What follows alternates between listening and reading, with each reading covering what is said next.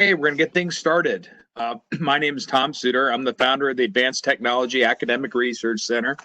And thank you for joining us at our inaugural Federal Zero Trust Virtual Summit. Hope everybody's got their coffee, had a good lunch, and ready to learn today. And zero trust and identity management assurance have been important topics at ATARC and the rest of the federal government for some time. COVID-19 has thrown everything into hyperdrive as far as a topic. It's really accelerated a lot of new initiatives, including zero trust for sure. Just imagine overnight this federal workforce that has not been 100% telework in most cases, and some agencies that had no telework. And here they are in a different work environment, working from home, different equipment that they're using, and a completely different set of threats from when they were in the office.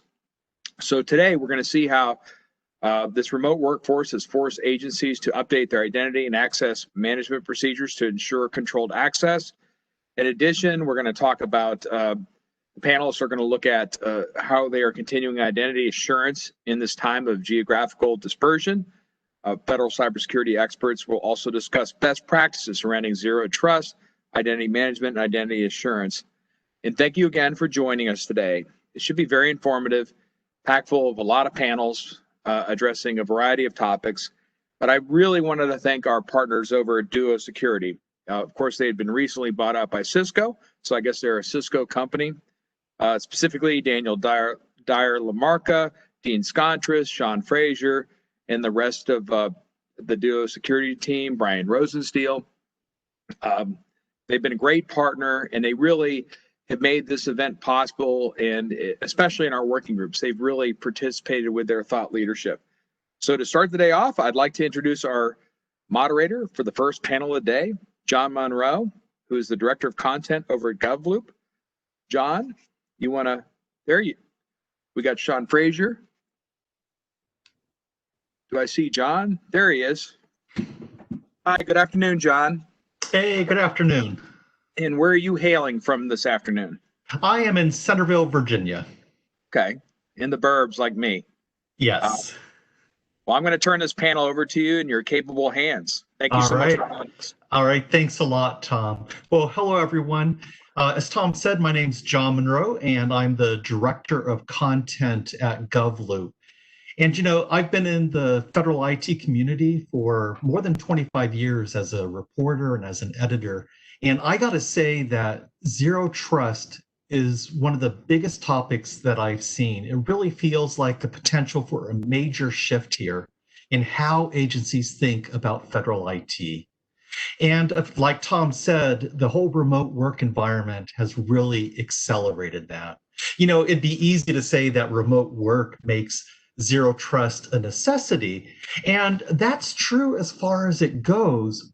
But I think it's more accurate to say that remote work demonstrates why zero trust is a necessity, how it addresses security challenges that existed long before we went into remote work, and why it will be important even after everyone is back in the office, whenever that might be. So that's what we'll be talking about in this session. We'll also talk about how agencies can move towards zero trust and some of the issues that they'll need to address along the way. So let me introduce our panelists. I'm going to introduce them briefly, and then I'll ask each of them to say more about themselves and the work we'll do, the work that they do. And so we'll go alphabetical. So first we have Miguel Adams. Miguel is the Chief Information Security Officer in the Office of the CIO at the Millennium Challenge Corporation. And he'll tell you more about the work that his organization does. Next, we have Sean Frazier. Sean is the advisory CISO for federal at Duo Security. And then we have Bo Hauser. Bo is the CISO in the Office of the CIO at the U.S. Census Bureau.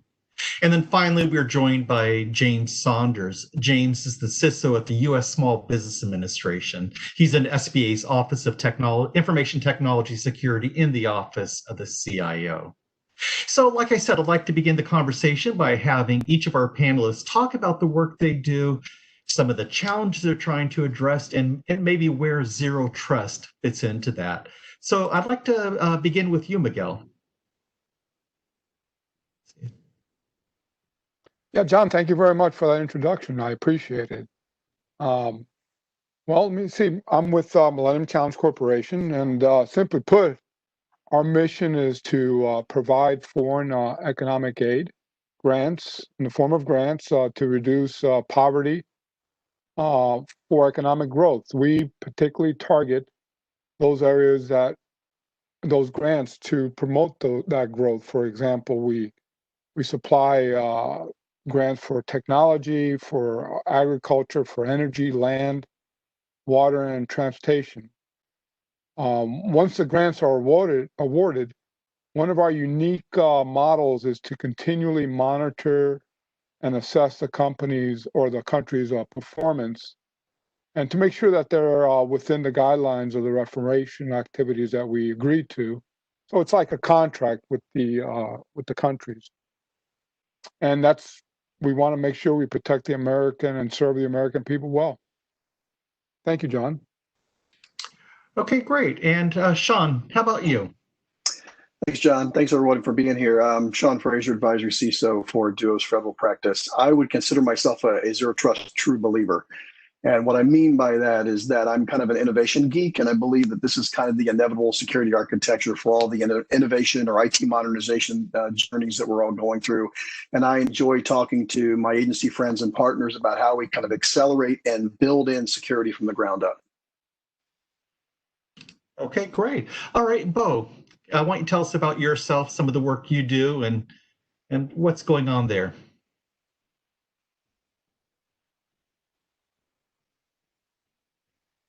And if there's anyone who hasn't completed their 2020 census by now, it's not too late, but time's running out. So please, please do that. We want to hear from everybody. So, and the operation is going really well. I'm very impressed in my time here with how the Census Bureau approaches those things. And we do a lot of other work too in the economics area, being part of the Department of Commerce.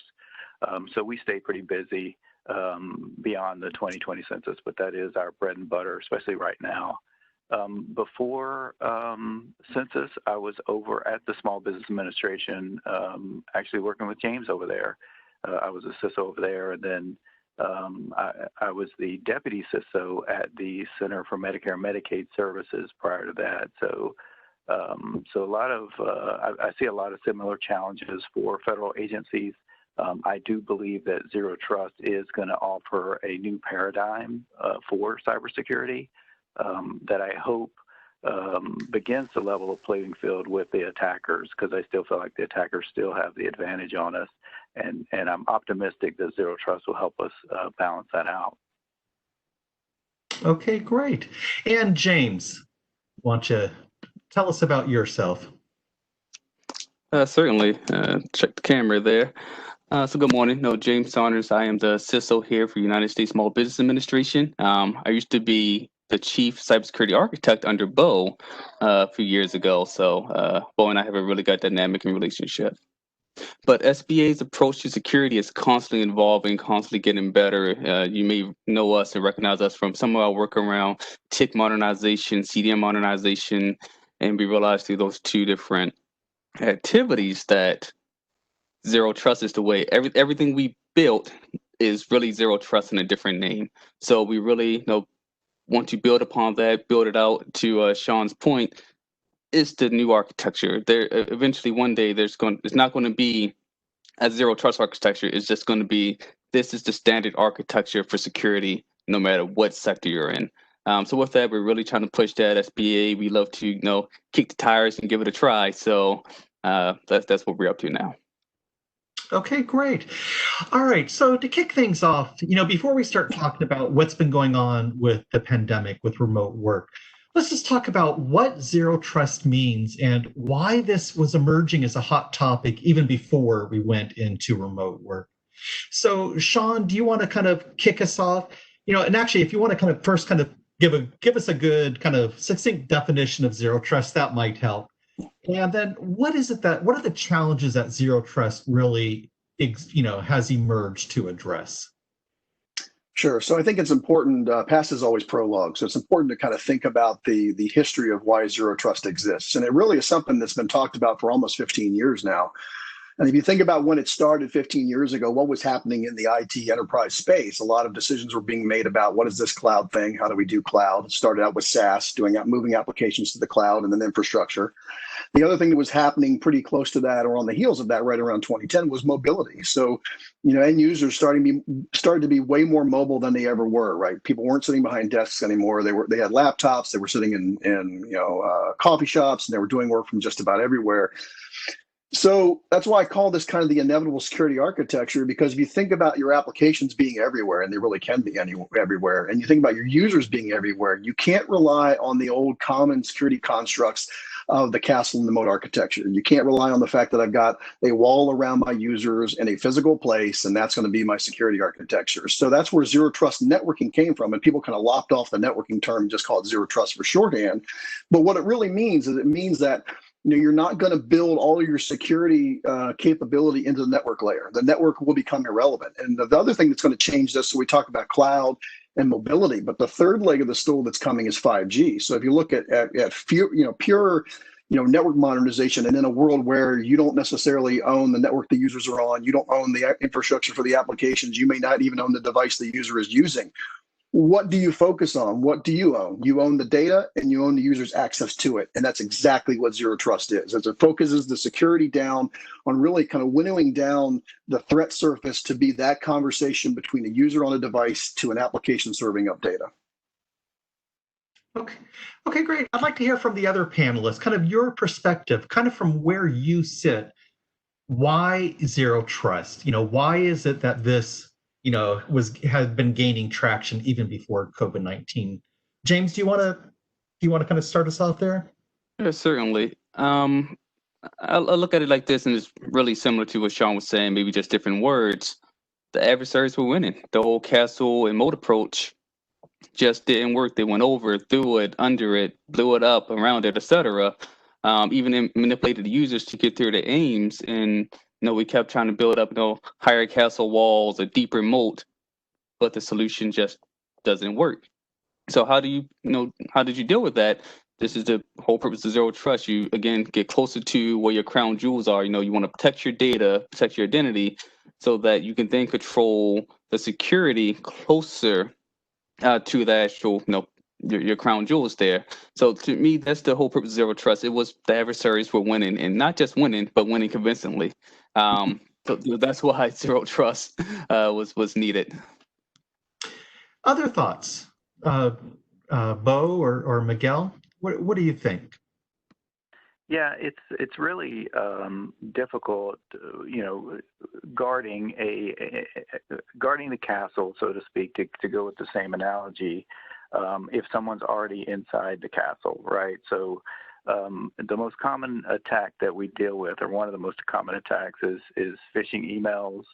Users click on a link, they give them their username and password, and then someone is logging in legitimately into your environment, right, with valid credentials. And so, and then from there, the lateral movement in the environment is really, really difficult to identify and distinguish from real traffic. And so moving to a model where we assume compromise and we don't trust any request for information, whether it comes from our internal network or external network, applying the same scrutiny and rigor to those requests, really allow us to, as was said before, focus on protecting the data, the crown jewels, and those key systems that we depend on to carry out the missions. And so it's about getting much more granular with that rigor and with that security analysis, whereas before we were heavily focused on the perimeter, and once someone was logged in, there was, they call it implicit trust, right? You're in the environment, so we assume that you're supposed to be there and that you have the rights. And so shifting away from that into implicit distrust and applying the extra rigor is going to again focus on protecting the data. And at the Census Bureau, we're early in our journey on zero trust. It's on our roadmap, but we're it's an objective at this point. We haven't gone far down the path yet, but we feel like Zero Trust will also give us a lot of flexibility with customers who want to do different types of research projects, so we can be very flexible with what the customer is doing and still maintain a strong security posture around the data. Okay, good. Yeah. Miguel, what about, where you are? Kind of what is it about Zero Trust that has gotten, the attention of your organization? Yeah, I mean, just like Bo and Sean and James talked about, Zero Trust really talks about extending your organization, and it's going to stretch out the organization's current roles and policies and how you currently interact. Like, for example, Zero Trust is also looking at not just your identification authentication, but devices. What applications do we trust? These applications? How do you ingest applications? And to do this on a continuous basis, and never to assume rights are guaranteed forever. Rights can change and data changes. It's all about the tired saying. It's all about the data. That's where we're at with Zero Trust, and that's what we believe. Again, if you and think Bo said it, assume a breach. That's what's there, and how are you going to react to that? Well, I think it's going to stretch our environment.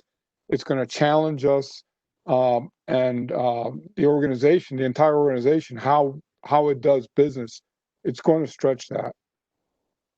Yeah, I think James brought up a great point about, kind of we're all living in the same neighborhood as the attackers, right? That, once we connected up all their enterprises to the internet, we're all part of the same collective network now. And if you think about it in the network of the neighborhood analogy, it's like we're living in the same network, but we've given a key to our house to everybody in the network. So of course people can just walk into our house. So we got to think about, what do we put in the safe to make sure there's that next layer of protection? So we used to call this thing least privilege. I call it now no inherent privileges, right? So you don't inherit any privilege from the network at all. You got to prove that every single time that you deserve access to the data. Now, when it comes to that kind of continual authorization as well as continual authentication, is that a challenge? Or how big of a shift is that for the security team? One of the things that's most important to think about, because you are doing that, is not punishing the end user. Because the thing that we try to do, and we tend to do in security, is if we make it super hard, it ends up being super hard for the user, not necessarily that hard for the attacker. And we need to always be thinking about what the user experience is, and making sure that even though we're doing that continuous authentication, that continuous validation of the device level trust, that we're doing it in a way that is kind of enabling the user to be productive and not hindering their production. Which actually that's a nice segue to the next topic, and that is security in the remote work environment and why Zero Trust is important. Because I know that's been one of the key concerns in remote work is you need to be able to keep users flexible, productive, so that things don't get in the way. So let's talk about the remote work environment.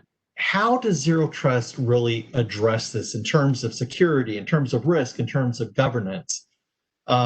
James, do you want to start us off there? Absolutely. I'll start off with this headline here. Remote work is Zero Trust. It has to be. Otherwise, you're just giving people laptops and saying good luck. In order to access the data, you need to connect back to home, be that the cloud, back to your on-premise applications. How do you normally do that? Is with a VPN. Now, in the federal government, in order to connect to a VPN, you're normally tied to, a PIV card or some type of authentication. All that is the beginnings of Zero Trust. That's your first validation point right there. Now, you just want to expand upon that and really get into the meat of Zero Trust. You want to start getting to continuous validation. Now, not only am I trusting your PIV card and your username and password, I want to assess if your IP address is a place where I've seen you connect from before. I want to know if your machine's up to date. I want to know if this certificate and its related elements within has been seen on this MAC address before. I want to see tons of different attributes and context so that now the machine-based policy can make a decision. All right, I somewhat trust this person to do this activity and this work. And I'm going to watch. If something changes in this context, I'm going to ask you again, hey, I just sent you a prompt to your phone to validate that you're doing this work, or and here I need you to sign in or sign out. So long as the way I see it, it's remote work depends on zero trust in the modern environment. You need to continue to validate because otherwise your hackers will walk right through your front door and your VPNs, yada yada yada. So again, continuous validation is the key there, and this is the only way you can enable work nowadays, in my opinion. Other thoughts? Miguel, do you have any thoughts kind of how zero trust fits in this remote work environment? Sure. Yeah, there you go. So yeah, so for example, I mean, just how does the organization today do business? And that is going to be a challenge. For example, let's just say DevSecOps. You're in the office in normal operations, and you work, and you're in a network environment. Now today, you're no longer there. You're remote. Do those parameters change? Obviously, we've had that issue. We've had that discussion in MCC. Those parameters change. How are you going to allow this to happen? And how are you going to allow those teams to authenticate in a continuous basis? And they want to do it now. The technology and processes and procedures cannot be delayed. They can't delay the work performance because users are going to find a different way around you. That paradigm has to shift. So for example,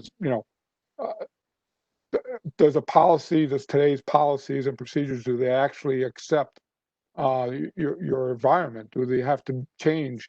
These are things that need to be addressed. I like to just address really, we haven't talked about is really it's about the data also and the categorization or the classification of the data. For example, in my agency, we've struggled because we're a small agency and our mission is very unique and very focused. But who owns the data and how is that data classified? Who's going to have access to that data? That's an important factor to consider and to address. And that would be, again, that would align with the current requirements that NARA puts out, CUI, and all those other requirements. Bo, I'd love to hear about how, in your environment, I'm guessing this is a pretty demanding environment. How do you see this working?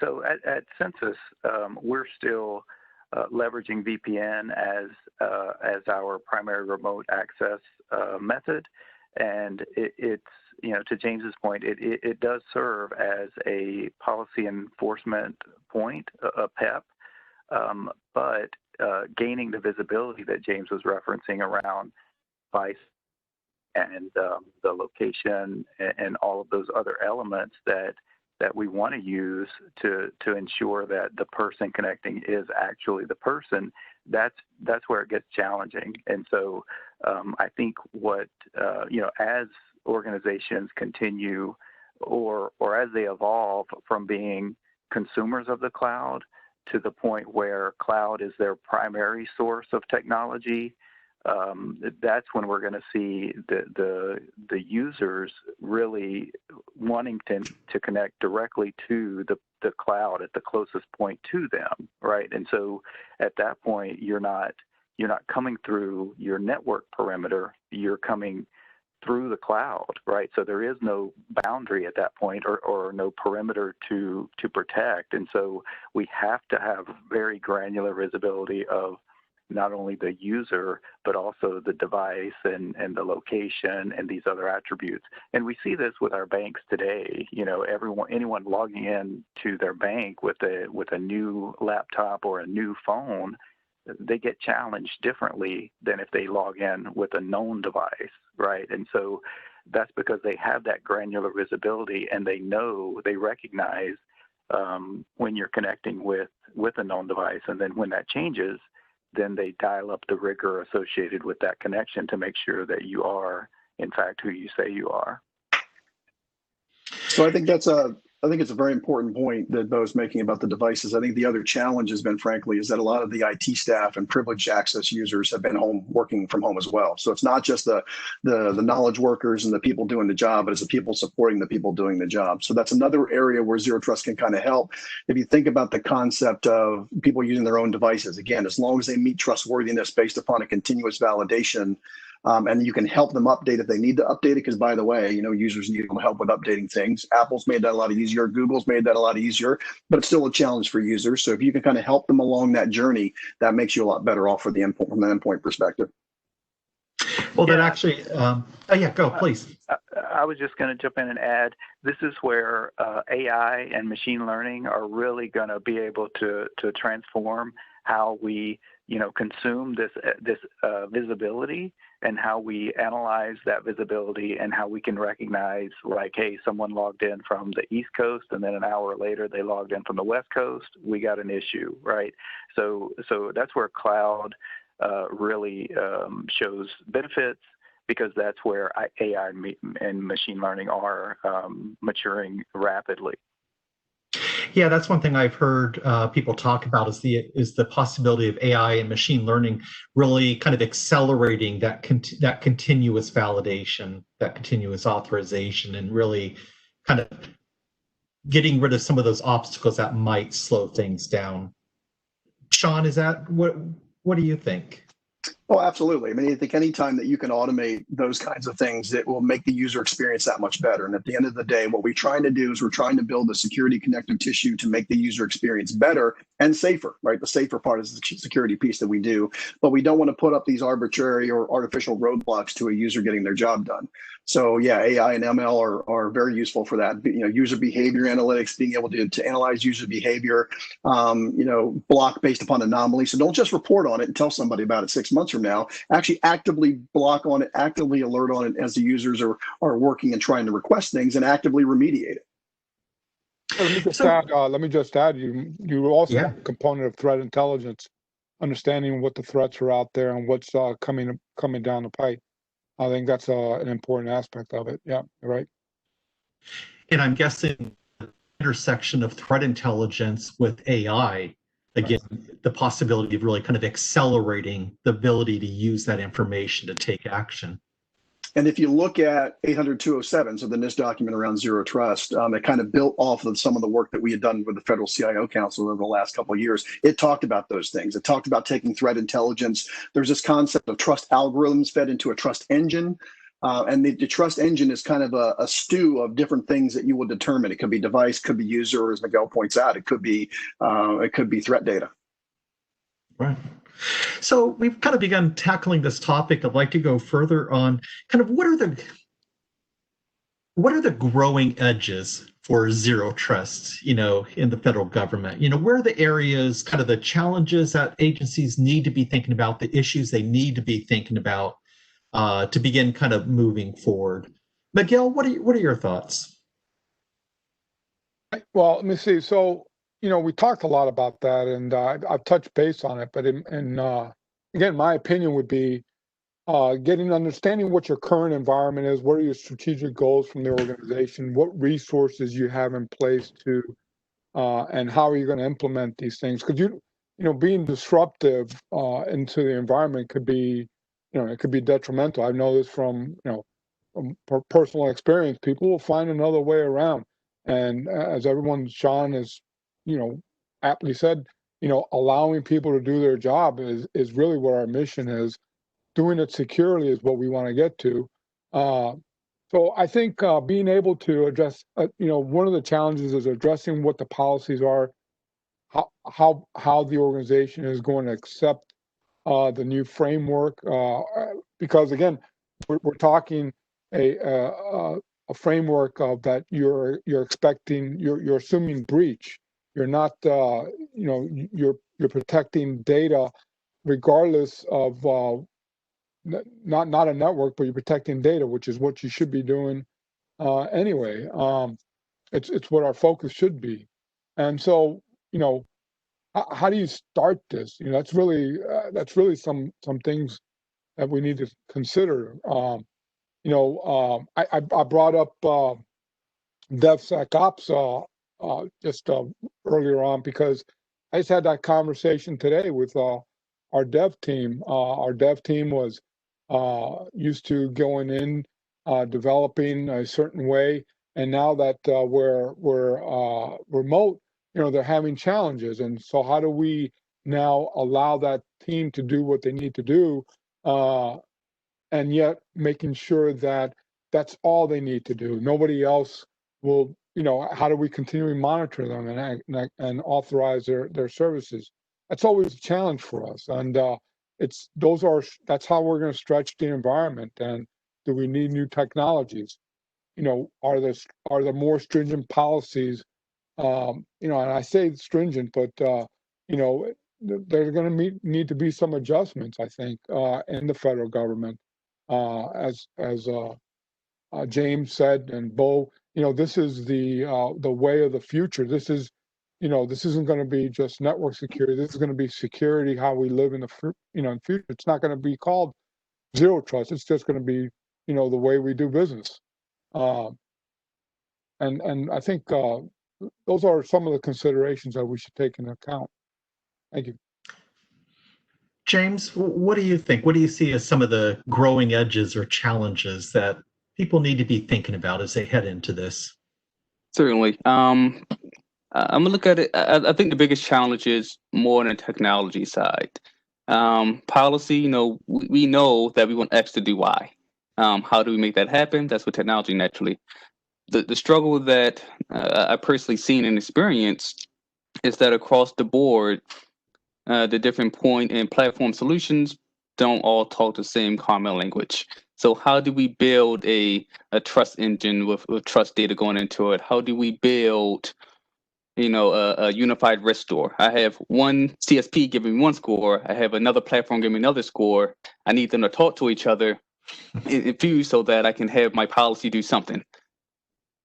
How do we make that happen? Now, I do believe that security orchestration is a big piece of it, but I think that from a technology standpoint, maybe we come up with some kind of idea, some type of common language framework, architecture, something, whatever word you choose, so that everything's common, so that a 1 from vendor A is equal a 1 from vendor B, 1 equals 1. Right now, 1 equals 100, and then 1 equals the letter Z somewhere else.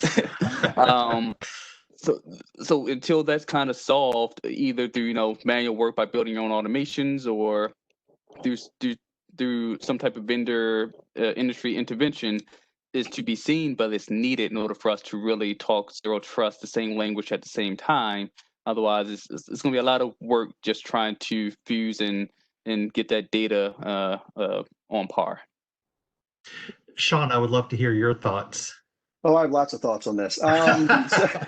So first and foremost, to James's point, yeah, we were all speaking different languages. We tried with the Federal CIO Council over the last couple of years to kind of pare that down to kind of common nomenclature. There's some work happening in NIST. So NCCOE is going to be doing a building block around zero trust. Obviously, COVID shifted that timeline to the right a little bit. Was supposed to start in March.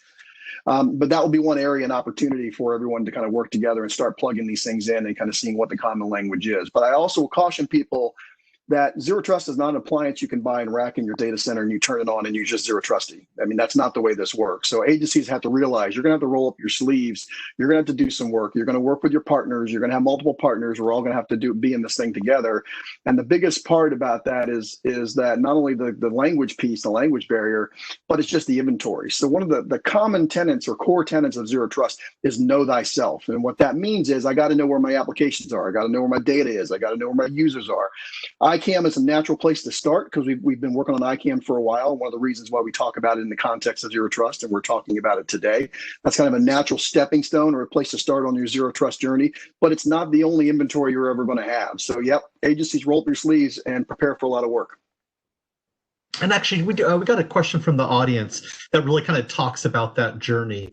And the question is, when it comes to zero trust, do you kind of do zero trust for the whole environment, or just a group of applications that are critical to your mission?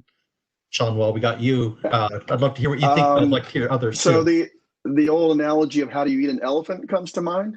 right? You eat an elephant one bite at a time. So you start with low-hanging fruit. You identify, and some of the things that everyone has kind of talked about. Bo's talked about. We're moving to cloud. You start kind of moving to cloud and cloud applications. You want to start applying a zero trust principle to those. Those are kind of low-hanging fruit, and then you can go back and say maybe there's some on-prem legacy stuff that we can kind of wrap zero trust around, and maybe there's some stuff off to the left that we're never going to have zero trust because it's way too old and way too legacy, and that's okay. But you need to know what those are. That's understanding your mission. Yeah. That's understanding your resources. That's understanding what your strategies are. Know thyself. Exactly. Exactly. And Bo, I'll just add. Yeah, I'll just add that I think cloud gives us an opportunity to really reimagine how we approach it and bring in those zero trust architectures. And to me, it's just about thinking about a model where your application's running in the cloud and you want access for folks coming directly to the cloud without coming through your on-prem network necessarily. And so where do you see your policy enforcement point to protect that application or to protect that data in that scenario where you really don't have much control over who's connecting necessarily? And so what is the level of visibility you need of the device, of the session, of the identity, and how do you use all of that metadata to make sure that, all of the I's are dotted and the T's are crossed for that access, and then do that on a continuous basis. So I think cloud's going to help us, but I also agree that this is going to be a hybrid model for the near future for sure. And it's going to take a lot of research and education. So go look at what other people have done before you. Look at Google, look at Intel, look at Microsoft, look at Cisco, but also talk to your peers. Talk to Bo, talk to Stephen over at Department of Transportation, talk to James, talk to Miguel, collectively kind of see where everybody is and learn from each other, because, it's the old tired cliche of it takes a village, but it is going to take all of us to figure out what this looks like and how do we get there. And what about the change management angle here? I mean, this is a significant change. How do you, and Bo, I'd like your thoughts on this. How do you actually kind of begin to get this into your agency, into your culture, so that people begin to really understand and buy into zero trust? What are your thoughts on that, Bo? Well, you said the key word there, culture, right? I feel that one of the largest obstacles to overcome for zero trust is not only agency culture, but IT culture. And I still see in many federal agencies the tendency to go with the traditional model when it comes to technology management and technology delivery. And so it's really hard to help people imagine things differently. And that's why, I'm a big supporter of cloud, because I really feel like it helps us to work through that mental exercise of imagining a different approach across the board. And the same applies to configuration management. It's going to take innovative and creative solutions that really protect the data and meet that user where they are, because the best security is the security you're not aware of, right? It's not the version of security that's in your face. It's the security that's abstract, right? James, I'd be interested in your thoughts. How do you see this kind of getting embedded in the organization? How do you make that work? A lot of courage to start off with. It's everyone has the idea of architecture should be X because it's written down in some document or some policy that we recommend you do it this way, but our intention is you do X. And honestly, we don't care how you get it done once you get it done. But what happens is, we all talking to stabilize. We're just going to do this because it makes sense. The industry supports exactly this. We know exactly this. So one of the things I actually learned from our CTO at SBA, Sanjay, it's to really look at the intention of something rather than looking at the how, and then ask the 5 whys. And then at that point, you can really step back away from any predefined notions and state to yourself, All right, I have a million options to do this. Let me find the most innovative one. Let me find the most cost-effective one. Let me find the approach that minimizes user friction. So, for example, SBA, COVID struck. I remember in the middle of, or late March actually, we need to figure out how to get all of our users on board, especially the ones we were surging at the time. PIB cards were expiring, the PIB offices were closed. How do we get people to work without impacting the mission? We realized, hey, we do not have to use PIB cards. What if we use MFA and connect people through the cloud and use that as authentication method and tie that to our VPN instead? We tried it and it worked. There's no single factor authentication into SBA. You're going through MFA if you don't have a PIB card. That's 100%. So that's the kind of ideas and thoughts you need to sit back. It's, yes, this solution works, but maybe I can try something different. What's the intention? Let's try something new because our mission determines or requires us to do something new. So that's how I see it working. It's someone needs to take the courage. Bo, what he did here at SBA, what I'm continuing to do, what I'm sure Sean and Miguel are doing, it's taking that courage and say, hey, let's try something new because it might be more beneficial for us. Excellent. Got another question from the audience. I know we're running out of time, just got a couple minutes left, but I'd like to put this question out there. What is your concept around dynamic policy? Do you involve CDM, behavioral analytics, to make a real-time trust approval? Who can tackle that one for us? I'll jump in here. So we're in SBA, we're kind of down that path already. I like to say that we have all the Lego pieces to build Zero Trust. We just haven't glued it all together and stood up that Lego Death Star just yet. But TIC, CDM, Zero Trust, they depend on each other.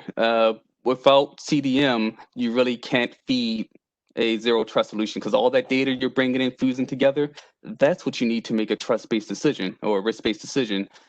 TIC is a way that you can implement those secure, boundaries and actually implement Zero Trust in a different name for your agency or for your environment. So all three of those fuse together. That's user behavior, that's endpoint behavior, that's all different types of data fused together to produce a single score, which then your dynamic policy can execute. Sean, since you have view across multiple agencies, I'd love your thoughts on this. Yeah, I think that's one of the reasons why it's specifically called out in 800-207 about the interdependencies and the interrelationships between CDM, the rest of the NIST guidance, so 63.3 around identity guidance, as well as just security guidance around CSF and 853 and 171 and all the others. We're all trying to solve the same problem. We're all trying to provide for this elastic security model that's nearly transparent to the user, but provides consistent security and happens dynamically every single time. So I would say that we still have room to grow. If you look at the concept of this trust policy engine of the trust algorithms, they're still evolving. As James pointed out earlier, we're not all speaking the same language yet, but we're slowly getting there. But I think we're going to evolve to a way where everyone's kind of commonly working towards the same goal of providing trust algorithms or trust data to the engine. And that engine is a dynamic policy engine. It's dynamic based upon the fact of all the different inputs it's going to have organically all the time. Okay, excellent. Well, I think we are out of time. I want to thank our panelists for this lively discussion. And I know that we'll be talking more about Zero Trust in the year ahead, so this conversation will continue. But meanwhile, I think it's time for our next session. So I want to toss things back to Tom, I believe. Yep, you got it. That was a fantastic panel. Thank you for moderating that, and thank you for the panelists. That was a good one. I was a little bit jealous, I have to say. Next up, we're going to go to our next panel, and Isaac Constance, who's a staff writer over at GovLoop, will be moderating it. And if everybody on that panel can kind of come online, that'd be fantastic. Isaac, how are you doing today? Tom, I'm doing good. Thanks for having me. How about yourself? Good. Yeah, I remember we got you at one of our something we did a while ago, and glad to have you back. I think you're going to be a regular with us. I appreciate that. Yeah, I had a good time. I think it was the data analytics one last time. So Zero Trust is really, it's an exciting topic. Happy to be a part of it. Great. And where are you out of today? So I'm right by the National Cathedral in DC. Fantastic neighborhood. Well, I will turn it over to you. All right. Thank you so much. Hey, yeah, thanks so much, Tom. So hope everyone's having a good day today. The great thing about virtual conferences is that we can get people attending from across the country. So, whether you're here in DC with me or on the other side of the map, I mean, it's fantastic to see you all. Again, my name's Isaac Constance. I'm a senior staff writer over at GovLoop. So that first panel I really enjoyed and appreciate John, Miguel, Bo, James, Sean. Thank you all for setting the scene. Full disclosure, I do have to say that since John is my boss, I don't want to get a Slack message afterwards asking if we can have a word. So, that was a great panel though. With all seriousness, so one interesting part of this whole zero trust revolution that's taking place right now and was in the years before too is how fast government has had to move. That's certainly a new phenomenon. And it brings its own unique challenges, obstacles, as well as opportunities. So as we've totally re-examined how identity is looked at, that takes new policies. And we'll dive into some of those policy ramifications as well as realignments in the section, which is titled Policy Realignment to Solve the Security Conundrum. So with that, let me bring in our panelists. First up, we have Trafina Salzman. She's an enthusiastic professional with a passion for security and people, trained in cloud security, and has an appetite for learning all things security related. She's happy to be participating today. She is a security architect at SBA, the Small Business Administration. Next, we have Sean Connolly. Sean serves as the Trusted Internet Connections Program Manager at the Cybersecurity and Infrastructure Security Agency within the Department of Homeland Security, where he's been since 2013. The TIC initiative is the federal government security strategy to securely protect government networks that connect to the internet and cloud providers. CISA's TIC program office works with a wide spectrum of partners across government and industry and leads the way at enhancing network security across the federal enterprise horizon. And finally, we have Eric Wenger. Eric is a director of government affairs and leads Cisco's cybersecurity public policy work globally. He came to Cisco from Microsoft, where he was policy counsel there. So with that, I want to jump right in and get into the question section. And I want to remind the audience as well to submit any questions that you all may have in that nifty Q&A portal that you see on your screen. So let's see, Sean, we can start off with you. What are you all working on right now? And how are you answering that policy dilemma that's facing so many?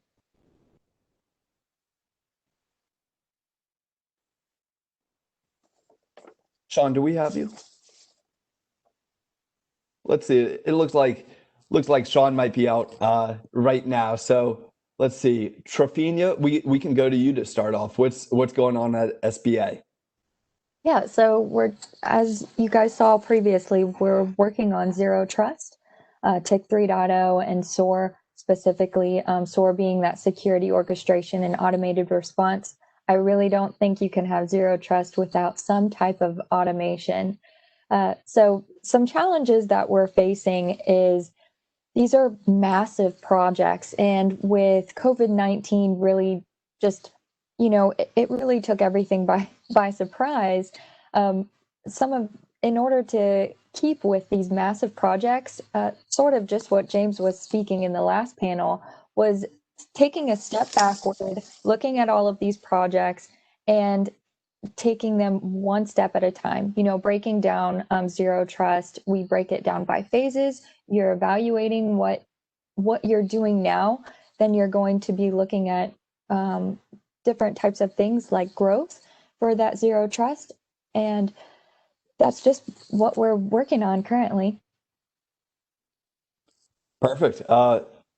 Well, Eric, going over to you, what are you all working on right now, and what's top of mind for y'all? Well, I think what we're seeing, and we heard this on the last panel as well, is that there already were long-term trends that were directionally pointed this way, that we knew that at some point that we would start to see a lot more pressure for people to be able to work from home and remote locations. I'm a mobile worker, and even though I'm supposed to have an office, as much of the time as I'm spending in the office, I'm also spending going to meetings around town, carrying my phone, my laptop, my iPad, And so what's different is that I'm just doing all those meetings remotely now from my home, as so many of us are. At Cisco, we build a lot of this technology, and so we're pretty familiar with using it. And we actually had a workforce that was about 20% remote to start with. We flipped the switch around the middle of March, and then went to about 90% or so, probably more, working remotely. And I think we felt some of the same pains and pressures as everybody else in making that change. A lot of times what people were doing in the beginning was just to try to make sure that everything was scalable and available, like turn the spigots on, get everybody connected as much as you could, because we needed to provide government services to people who were in desperate need of them. And I think, never has the role of government been more important in people's everyday lives in our lifetime. And never has that role been so supported by technology. And so, but now that we've been in this mode for a number of, it's hard to remember how many months it is, right? It's a little bit of a blur, but it's been many months now. And I think what we're finding is that we also have to revisit what we've done a little bit. Not that we want to reverse things, but we need to make sure that we've got everybody connected and protected at the same time. And so this is where the importance of zero trust architectures come in. We want to be able to enable people to securely work anywhere, anytime, with any device. And that requires us to do a lot more examination on the fly of the posture of the devices, the workloads that people are asking for, who the person is, what their location is. We're not saying ignore location. It is a factor, but it is no longer the thing that we use. As the old-fashioned way of architecting a network was you built a fixed perimeter network, you put desktops behind it, people authenticated to the network, and then you gave them access to resources. We need a lot more flexibility than that. That's, I think that's what's been demonstrated by this. And I think even if we miraculously come out of this and have the ability to revert to normal, that some of the changes that we've seen may not be permanent, but they will permanently change the way we do work going forward. And I think that that's a task that our government colleagues are going to be addressing for a long time. Right, and I see we do have Sean on the back end now, so I feel a lot of relief seeing Sean show up. Well, I know Sean has 3 separate panels today, so busy man, and appreciate you being glad he was able to stop by. Right, but Sean, I know this is something that you all have actually focused on for a long time. I mean, we had over at GovLoop, we had a breakfast panel with you where we were talking about zero trust in January, and the work for that was far before then as well. So what's top of mind right now when it comes to laying those foundations? Yeah. Thanks, Isaac. And like you said, I'm pair-dropping into here. Apologize for coming in a moment late there. I heard the last tail end of what Eric was talking about, and that traditional perimeter, that castle moat philosophy that we talked about, that we've sort of secured .gov for the last 10 years. So it is that transition, that new journey going forward. And for a lot of agencies, for a lot of their architecture and their resource, it is toward that zero trust is what they're moving toward. But that's going to be a long journey for agencies. It's going to be something where it's just certainly not a lift and shift, or it's one solution is going to be a panacea. There's going to be a lot of augmentation of their current resources, their current solutions, but there has to be a change in culture, as Bo was talking about the panel beforehand. It's more than just technological aspects that have to change with this. Right. So speaking about COVID-19 specifically, Trifini, I know at SBA, I mean, you all had some unique challenges just being, wow, I mean, the CARES Act comes in, you've got to scale up the workforce dramatically, bring in a bunch of new employees. How does that fit into to zero trust? And what are the specific challenges that you have had there? Yeah, I can speak. So I break it out into 2 main challenges, right? There's the technical challenge and then the people challenge of it. The technical challenge was our agency had to support, these economic injury disaster loans, the PPP loans, and we had to increase our capacity for our systems like almost overnight in order to support these initiatives. We went from 3,000 to 4,000 users to over 15,000 in a very short amount of time. So of course, we're going to leverage cloud, to expand those application portals. We leverage things like Zscaler to quickly be able to help our teleworkers. And then we're drop shipping our laptops. going back to the panel, James spoke about using MFA as opposed to PIV cards. So it was shifting the way we thought about security, asking, okay, do we really need to do it this way? And then the other challenge is the people aspect of it, right? There's building that trust with individuals. So moving from 4,000 users at the SBA to 15,000 users, those are, I mean, that's 11,000 users that are just working remotely at this point in time. So how do you enable them, not just from a security standpoint, but from the standpoint of them being able to do their job and building that trust with individuals to get things done? So we, at least internally for the security team, we're having daily Scrum meetings. You have to be intentional with meetings, and then making sure that the project process is clear and defined. It was really two different types of challenges and just reevaluating kind of how we're going to do things at the SBA. Right. Can I just add yeah, one please do. further point? Which, you in my bio, you didn't hit that I had a government service beforehand, and I wanted to as a former Govie, I think that both Trapani and Sean are being very modest about what they've been able to accomplish here. If you think about it, I mean, you first of all, you mentioned the idea of drop shipping laptops. On March 12th, I was getting ready to go home from work, and I said to myself, maybe I'll take my laptop. Like a lot of times I just work with my iPad when I'm going home for the night. I said, maybe I'll take my laptop tonight, because you just never know. Mm-hmm. There were a lot of people who didn't get that opportunity to take everything from their office that they needed to go home. So even if you were just keeping the same workforce and shifting, you had to add people because of the demand. Then you have people who were accessing these your resources for the first time, not people who are running small businesses and regularly interacting with SBA. All of a sudden, they find themselves that they need SBA, and they themselves are doing this from largely their home networks now, because their businesses have been shuttered. They don't have access to their own resources. So the combination of things, it's like it's at least three major booms in demand that are coming at you all at the same time, and the fact that you kept your head on above water is really quite admirable. Right, Yes. and I Engineers.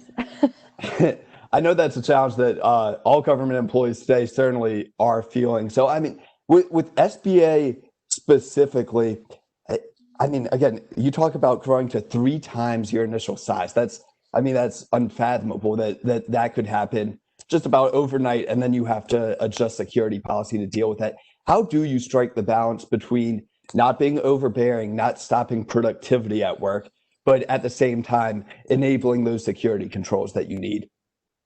Yeah, I think it goes back to asking what is the intent of this policy, right? In government, and not only in government, but previous to this, I worked at a financial institution. We have a lot of policies, you have a lot of standards and things like that. But taking a step back and looking at what is the intention of this policy? What am I trying to accomplish with this? So it really helps you kind of navigate, okay, what are the things that are at most risk? And then how can we mitigate that risk, or how do we accept that risk? And then having the proper leadership, our leadership at the SBA was able to make some tough decisions, and they were able to take a kind of courageous approach to be able to move forward with these things. And then having our security team, our SOC team led by Micah, be able to implement these policies that support our leadership's decisions. This is, again, another case where we heard the same. I think it was James in the last panel who said almost the exact same thing about there's a lot of consistency here about identifying what's the core goal, what's the intent of the policy, and not just trying to stick to the black letter law of what's written on the paper, because the challenge was too great. And then also you had to have, and you had signaling from CISA giving you guidance about and the TIC initiative that Sean has been leading. Points in this direction of identifying what's the core goal that you're trying to accomplish, and then giving people enough flexibility to be able to reach those goals. Really fun.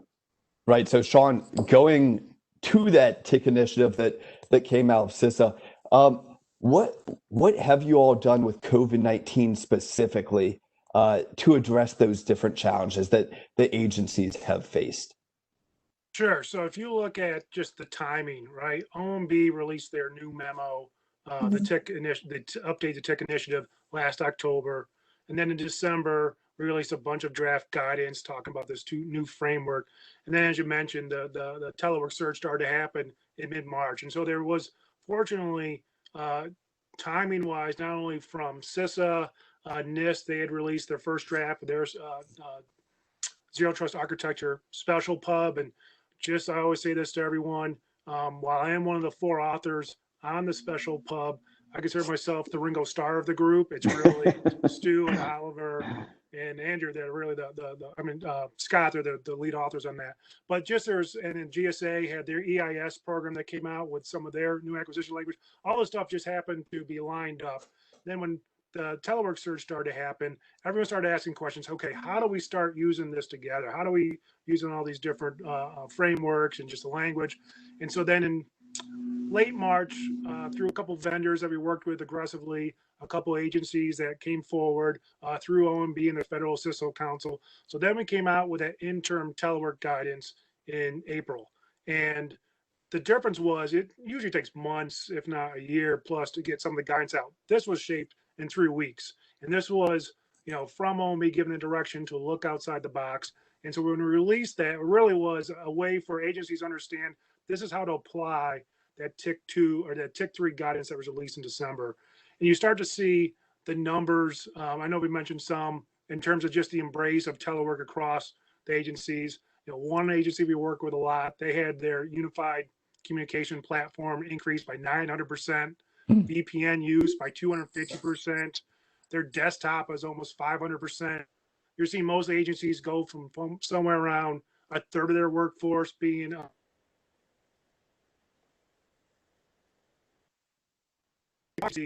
about what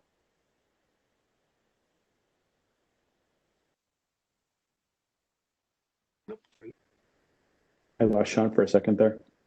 Okay, yeah, I thought that might have been on my end. Yeah. I got the notice in the left-hand side of my computer. So, yeah, Eric, going off that, I mean, what have you all found as well?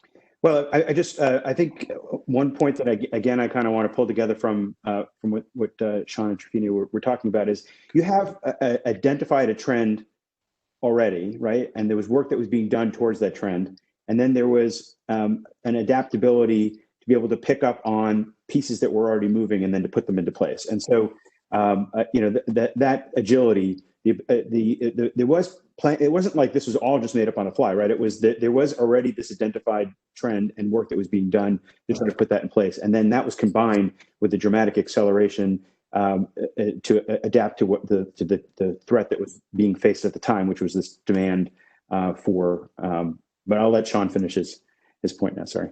Yeah, sorry, Sean. A little bit of bad luck there. Yeah. I don't know when it rains, it pours here. But thank you for the patience.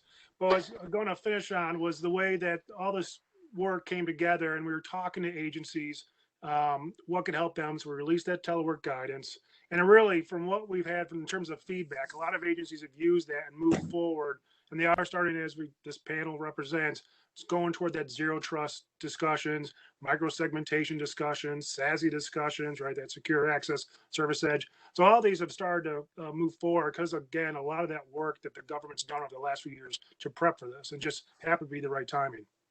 Right. And this echoes things that we're seeing as well too. We've seen approximately a doubling of VPN traffic.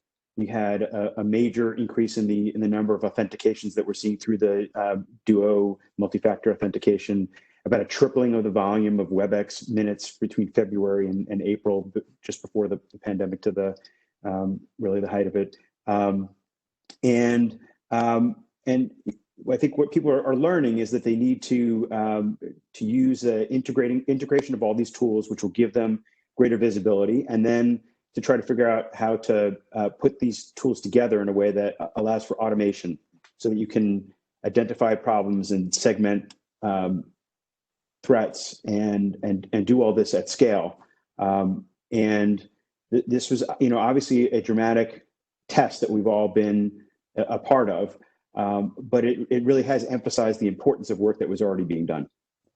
So I think we have an audience question in as well. And again, I want to keep encouraging anybody who's viewing to submit questions you can in that Q&A portal. But I think this is such an important one because it speaks to that culture side of things that we were already discussing in the last panel. So, I mean, Trifina, yeah, you sound reared up and ready to go for this one. So, we keep hearing do things differently, but how do you combat the risk that folks actually perceive zero trust to be? Oh, that's interesting that they would perceive zero trust as something risky. That's how I'm reading the question. So if Yeah. there's any clarification, I'll come back with it. Yeah. Speaking internally for the SBA, it is a process, right? It's leveraging the Cybersecurity Month of October, right? And pushing out what zero trust means. And zero trust, I guess I'm part of the ATARC 3.0 TIC, the TIC 3.0 working group. And if you're not a part of it, this is a shameless plug, you should join it. The chair is Jerry from the State Department. But one of the things that we have talked about is zero trust and how TIC 3.0 integrate. And I think one of the things that is key whenever the perception of zero trust as being risky is simplifying it, right? It's breaking it down into those pieces. It's breaking it down into data, asset, network, and identity. And then also having that policy and governance over it. So it's breaking it down. It's utilizing conversations. It's asking questions, like this person asking the question. I think that's a great start. Also asking a question to your leadership, because there's just so many different moving parts when it comes to zero trust. You need not be afraid to ask those questions. And as far as the riskiness, for it not to be risky, do you have any other? Is there any other details in that? Let me take a crack at that. Yeah. I mean, I think Thanks, I Eric. think you have to recognize is that we were taking shortcuts before to make assessments of risk based on the location of the user, the fact that they were authenticated inside of the network, and then going out to resources from there.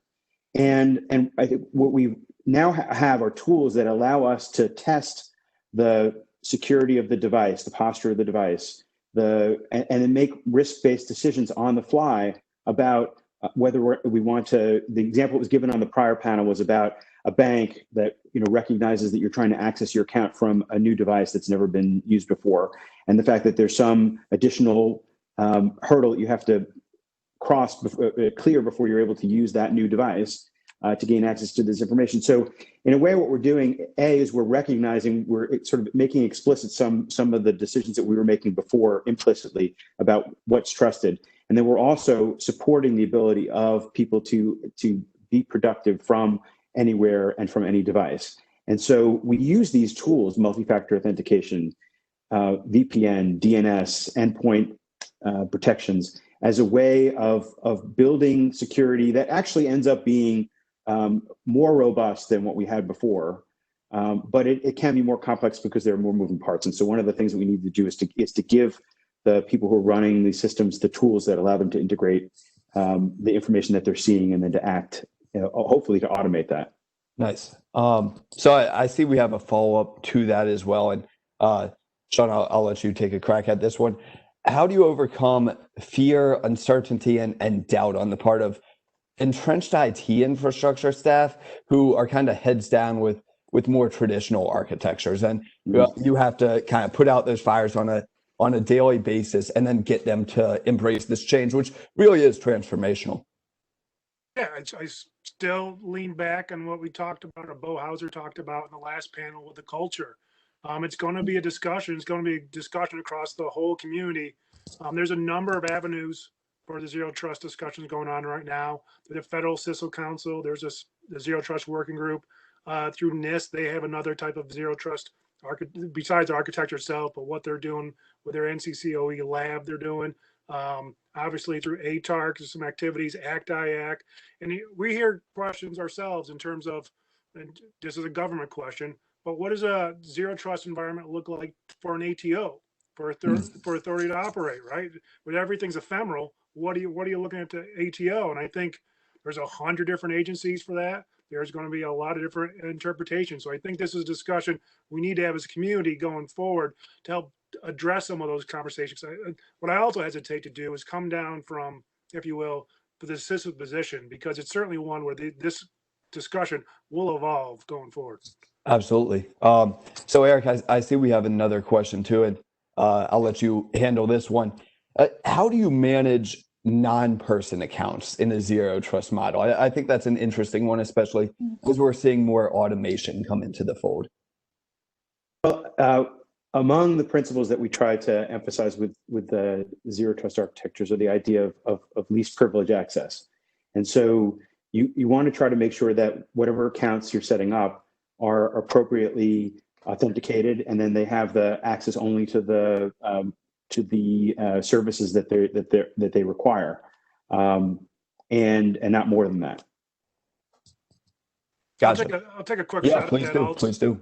Sure. We also recognize, to be fair, with the zero trust, there was that initial use case, if you will, where it's the remote user to access. But that is something that recognizes that servers to service, maybe a multi-cloud or even the hybrid environments. How do those conversations happen? So that is part of, I think, where you're seeing zero trust evolve is beyond just a human, if you will, talking to a service, more service to service also.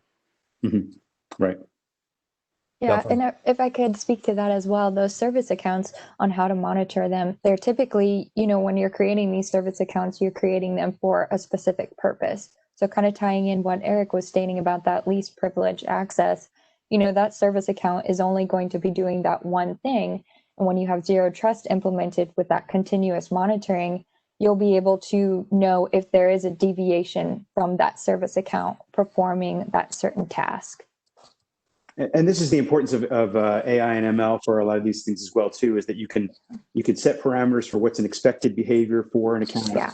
And then if you start to identify things that don't look right, then you can have policies in place to address those as well on the fly. I'm loving all the open dialogue here. And yeah, I see we're getting a lot of questions flowing in too. So I figure that's a good sign. Just to keep this discussion moving ahead, let's talk a little bit about some of the strategies that we can put into place to make sure that policy can be realigned. We talked about the importance of having agile organizations in the beginning, just making sure that, okay, you can accept and adopt this change. But I mean, Sean, what sort of strategies have you all seen be effective to actually make kind of this new policy effective? So a lot of the policy itself, and when you're talking about policy, there's not a zero trust policy yet. So I'll reflect it back. I think walk it back a little bit for TIC policy if I can, and then say how zero trust can fit into that. But to your point, there is this large recognition. I heard Sean Fraser talk about it in the earlier panel also about the identity management and just the investment that has to happen in that and how that's really central core to a lot of what everything else is peripheral around that. So I think that what we're looking at in terms of both the focus and the resources is what we can do toward the identity, the credentials, the access management side first, and then from there recognize then how we can address the connections or the collection of telemetry. The connection of the sessions themselves. So that's all in scope of what we're moving towards. Again, coming off the pivot of identity management as a primary option. Yeah, and on that point, I think that is really identity is the foundation to all this work, because again, if we're just moving away from the idea that that the location of the user is enough to authenticate them, and we are allowing, as you have in the draft use cases, the ability for users to go through cloud security brokers to cloud-based services without VPNing back into the agency and then out again, knowing who that user is and that they actually have permission to access these things is so important. And Trafina, how are you all seeing this as well? How is identity playing a part in all of this?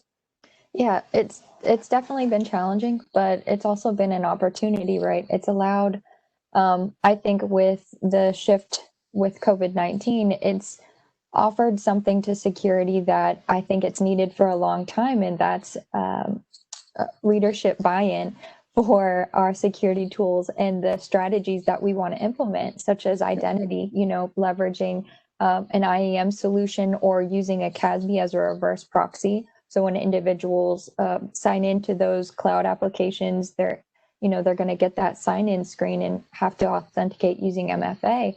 So I believe it's really allowed, at least for the SBA, we were already on that track, but COVID-19 really was the catalyst for pushing us forward for a lot of these strategies that we're already implementing. And I think it was the case for a lot of businesses as well, not just agencies as well.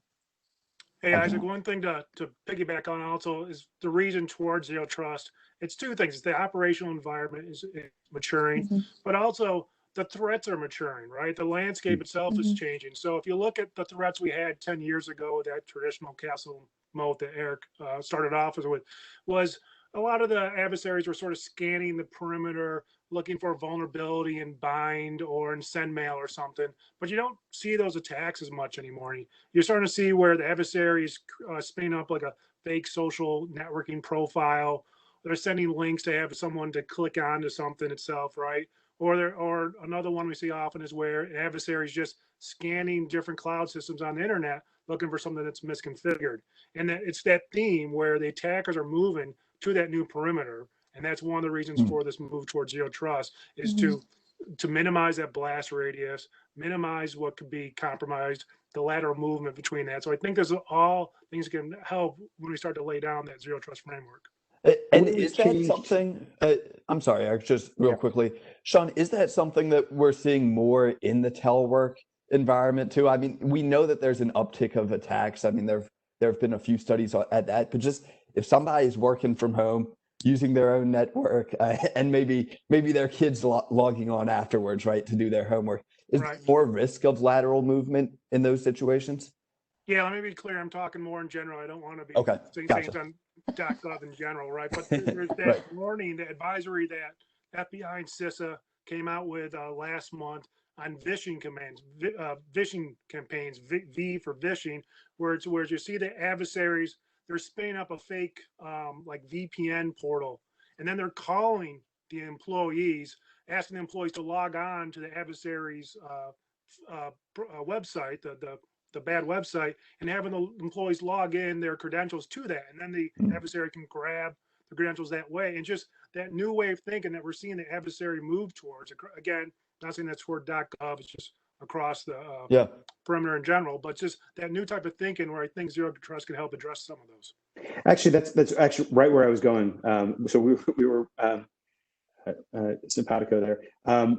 What I was going to go to is the idea that the way people have changed their work patterns actually opens up some of the doors for attackers to change their behaviors and take advantage of that as well too.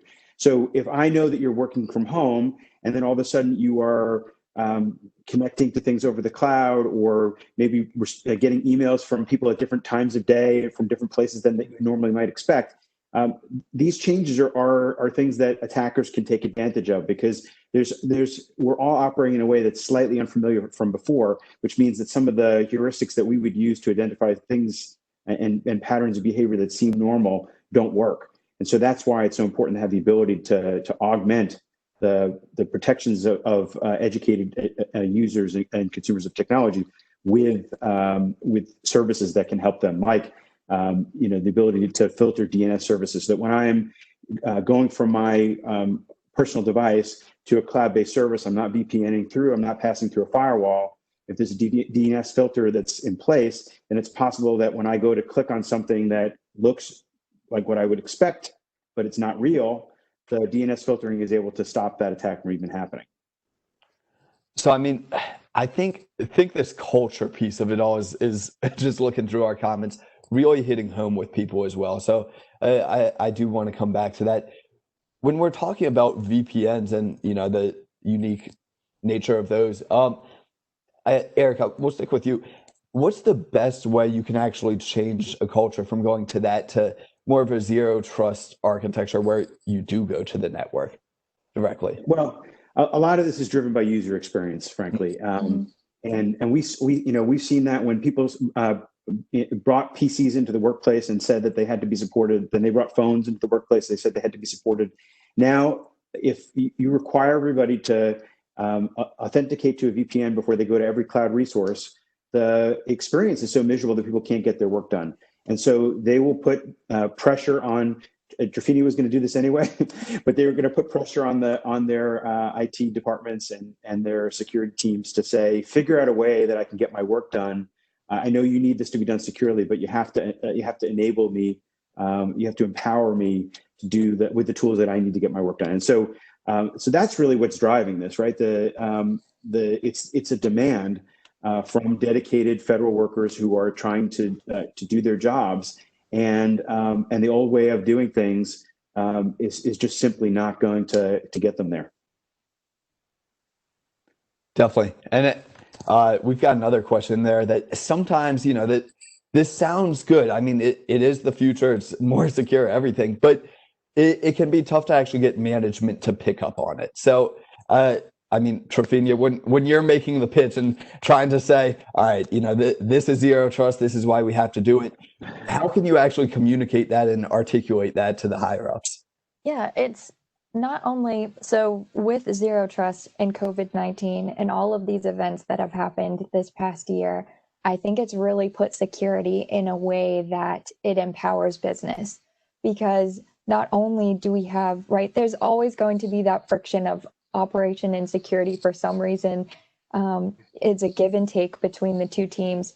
But with Zero Trust and TIC 3.0 and all of these things that are coming down the pipeline that are expected of not only security, but now of operations, those are the types of things that we can leverage for our leadership, stating that in order for you guys to work from home, we can let that happen and we can utilize that VPN. We just need to have Zero Trust set up, meaning that continuous monitoring, looking at the behavioral analytics, because Zero Trust, just like Eric is stating, it's a user experience. So you want to mitigate that user experience. You don't want to have so much friction that they can't do their work. But when it comes to speaking to leadership, the pitch is security empowers business. And that's what the future is. So that's the line I would use. But Isaac, here's the thing. The leadership is experiencing the same thing that the line workers are right now. So it's not a case where you need to say, I have people who are they get it, right? Because they're sitting at their kitchen table, trying to connect to their email, to download an attachment, right? If they forget their password, they're not going to be happy with it either. Yeah. Right. So they have the same thing with, kids studying in the next room, and we're all in the same boat here now. So I think the job of explaining why this is important and how this would enable a better user experience with higher levels of security at the same time, that's an easier sell at this moment, I think. Right. Yeah. Well, that's what, we're seeing is just COVID-19 and widespread telework has thrust this into the limelight, where before, again, we were making preparations, but it was not as widely discussed and accepted as it is now. Another question, I'll leave this open to whoever wants to answer it. I think this is an interesting one, is, we've seen biometrics kind of fluctuate in terms of how much they've been adopted. Do we think the trend is going toward or away from biometrics as a part of Zero Trust? Does anybody have an answer there? Well, I'll say from the government side, right, we rely heavily on the PIV card, the CAC card, the Common Access card, and that's still the primary solution for the foreseeable future.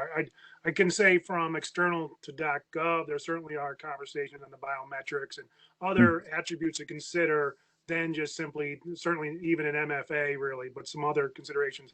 I don't want to comment from the .gov side where they can be going. I think certainly in the past 5 or so years, we've seen a great uptick in the consumer use of biometrics for the fingerprints on our phones, facial recognition on phones and other devices as well too. So are we going to have hand scanners and retina scanners when you walk into an office place? Probably not anytime soon, if we're going to be going back to an office anytime soon. But I do think that you're seeing the more agencies and more private sector employers take advantage of the greater connections between multi-factor authentication and biometrics as one of those factors that can be incorporated into the mix. Absolutely. Yeah, I still have the iPhone 6, so I'm not up to date on all the biometrics. I don't have the facial scanner. I mean, there was some flexibility that was given by the government to start experimenting with authentication that was beyond the CAC-PIV. I know that there's a great reliance on it still, but we heard actually an example of this on the last panel from, I think it was James, who talked about the idea that the goal was to use CAC-PIV. But again, what was the intent? The intent was to try to figure out what's the best tool that we can use to authenticate the user. There were other tools that could be doing that through certificates. And I think that they found, and I think this is something we will see as well too, that sometimes when you try something with the intent of trying to live up to the goal of the requirement, you may find that it actually works with greater flexibility or lower cost or equivalent levels of security. Yep. I think just real quickly also, I know, to take away just from the biometrics, but go toward the user analytics behavior, there is a big investment in that in terms of studying the user, understanding their patterns, using those patterns as baselines, and then looking for anomalies in that baseline going forward. So it's not as much focus on the biometrics, the physical, but there is other ways to start authenticating and just verifying that the user is who they say they are. Right. To start seeing those patterns. Yeah, that makes a lot of sense. So we only have 3 minutes left. Trifini, I want to get one more question your way, and then we'll have a little round robin to finish it off. So let's say somebody actually does get in, right? Access is granted, they're in the network, everything. How can you make sure to protect the data besides just access alone? What other measures can you implement? Yeah, so so one of the other shifts working from on-prem to remote working is policies, right? And policies meaning within your technical tools, such as your SIM, or if you're utilizing SDN. And RSOC has done a really great job creating new policies and alerts to close those gaps, specifically targeted towards the remote working. Our Brendan and Jonah, they've done a great job at creating those policies. And then policies within governance, making sure, which that also kind of ties into our culture, making sure our people complete their security awareness training, making sure that they're that everything that they're doing lives up to, that goes to their security training and everything. So it's not only if someone, so I'm sorry, going back to your question of just data, there's network, there's identity, there's asset to also be looking at, and then having policies behind each of those different modules for Zero Trust. Gotcha. So yeah, to finish this off, I just want to give everybody viewing something to go home with, not before the rest of this is over, but nonetheless a good takeaway from this section. So let's see. Trifini, we can stick with you to start us off. What's a lesson learned that you all have had during this time that you'd want to share with the audience? Yeah, a lesson learned for going remote and in addition responding to COVID-19 is probably just don't be afraid to ask questions, because everyone is working on so many projects. Everyone is working through all of these questions of Zero Trust, TIC 3.0, SOAR. All of us as agencies, we're all tackling these huge projects. And, we want to service our American people the best way that we know how. So I would just say the biggest lesson learned is don't be afraid to ask questions, especially you're working remotely, you're working from home. Sometimes you can feel isolated in that. So use Teams, use whatever instant message app that you have, but don't be afraid to ask questions. Perfect. Eric, how about you? What's your takeaway for the audience?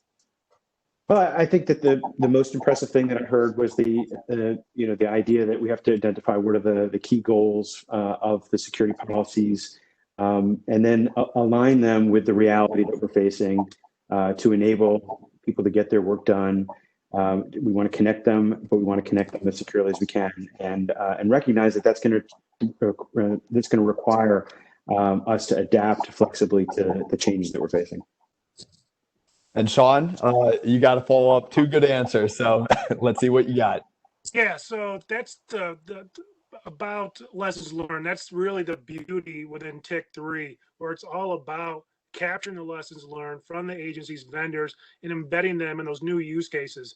That flexibility that OMB gave with a new policy. So it's going to be this continual loop, right? The Colonel Boyd, the OODA loop, if you will, about always learning, always adapting going forward. So we've come out with a couple of our use cases in draft form. They're pretty close to releasing final form.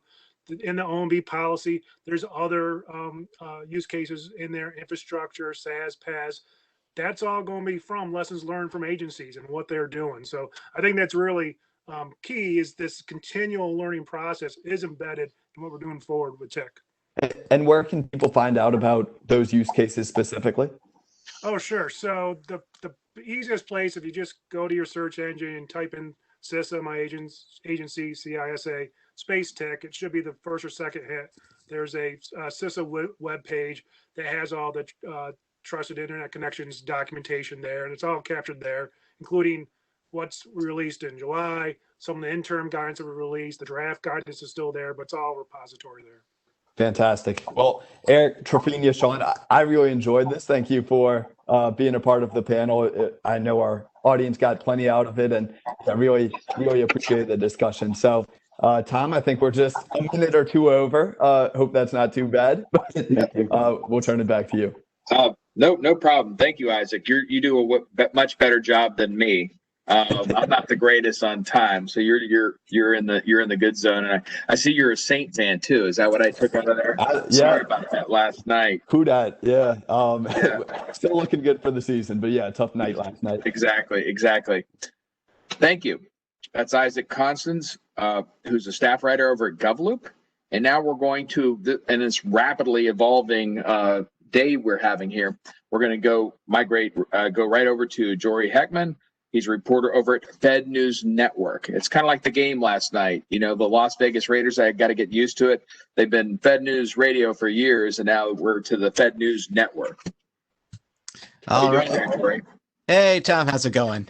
Good. And obviously follow you. You're always cranking out articles and Twitter and everything else, and well as the radio. So glad to have you, and I'll turn the panel over to you. Good luck. Excellent. Yeah, we're all keeping busy these days. That's certainly been the trend that I've been seeing. Hi, everyone. I'm Jory Heckman. I'm a reporter with Federal News Network. I think this is my third time moderating for virtually, at least, with the past couple of months going on. And I'll be leading this afternoon's discussion on identity assurance, ICAM, and the new remote workforce. Certainly, we've been seeing something play out over the past couple of months, where there's been this very careful balance with this remote workforce, balancing ease of access as well as security, cybersecurity, and the protection of data. And we've gone from an evolution of, March, April, seeing agencies make things up on the fly, scramble to figure out this new work from home environment. When the PIV card offices are closed, what do you do with onboarding new employees, things of that nature? And now we're roughly about half a year into this new normal. And so I'm really eager to hear from my panelists of how at their respective agencies they have been rolling with the punches, dealing with this, and still delivering on mission every single day. And so, happy to introduce my panelists. We got a great bunch here. We have Roy Fernando, the cybersecurity architect over at SBA. You've been hearing a lot from SBA these days. Jeff Erickson, manager of identity and access management services over at the National Institutes of Health. We have Debbie Kennedy, IT specialist over at GSA, and Brian Rosensteel, federal solutions engineer with Duo Security. Happy to give everyone an opportunity to explain themselves, their agency's mission in a little bit more detail, and maybe even just where they are, currently working in this space. Jeff, if you're on the line, why don't you introduce yourself and what you've been doing over, or what you've been doing over at NIH. Sure. Hi, everybody. My name is Jeff Erickson, and as Jordy said, I'm the manager for Identity and Access Management Services at the National Institutes of Health. Don't know if you all know what NIH is, but I know that you have seen some of my distant colleagues on television for the past several months.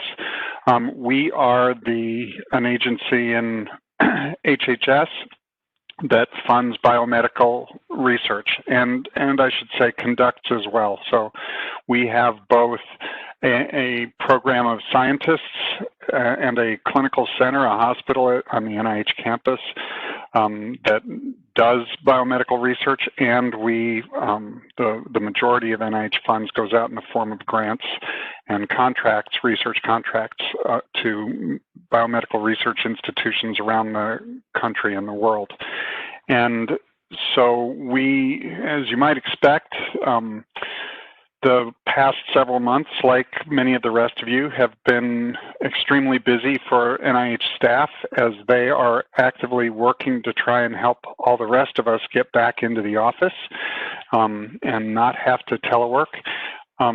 My team runs the gamut of services for the almost 40,000 staff at the NIH, from all things logical access, from Active Directory services, all provisioning, deprovisioning services, the entitlements, permissions management, web access management, the device credentialing, et cetera, et cetera. So if it relates to identity or credential or access management, we do it. And given our connection to the larger biomedical research community, Federation services are also critically important to us so that the external researchers are able to connect.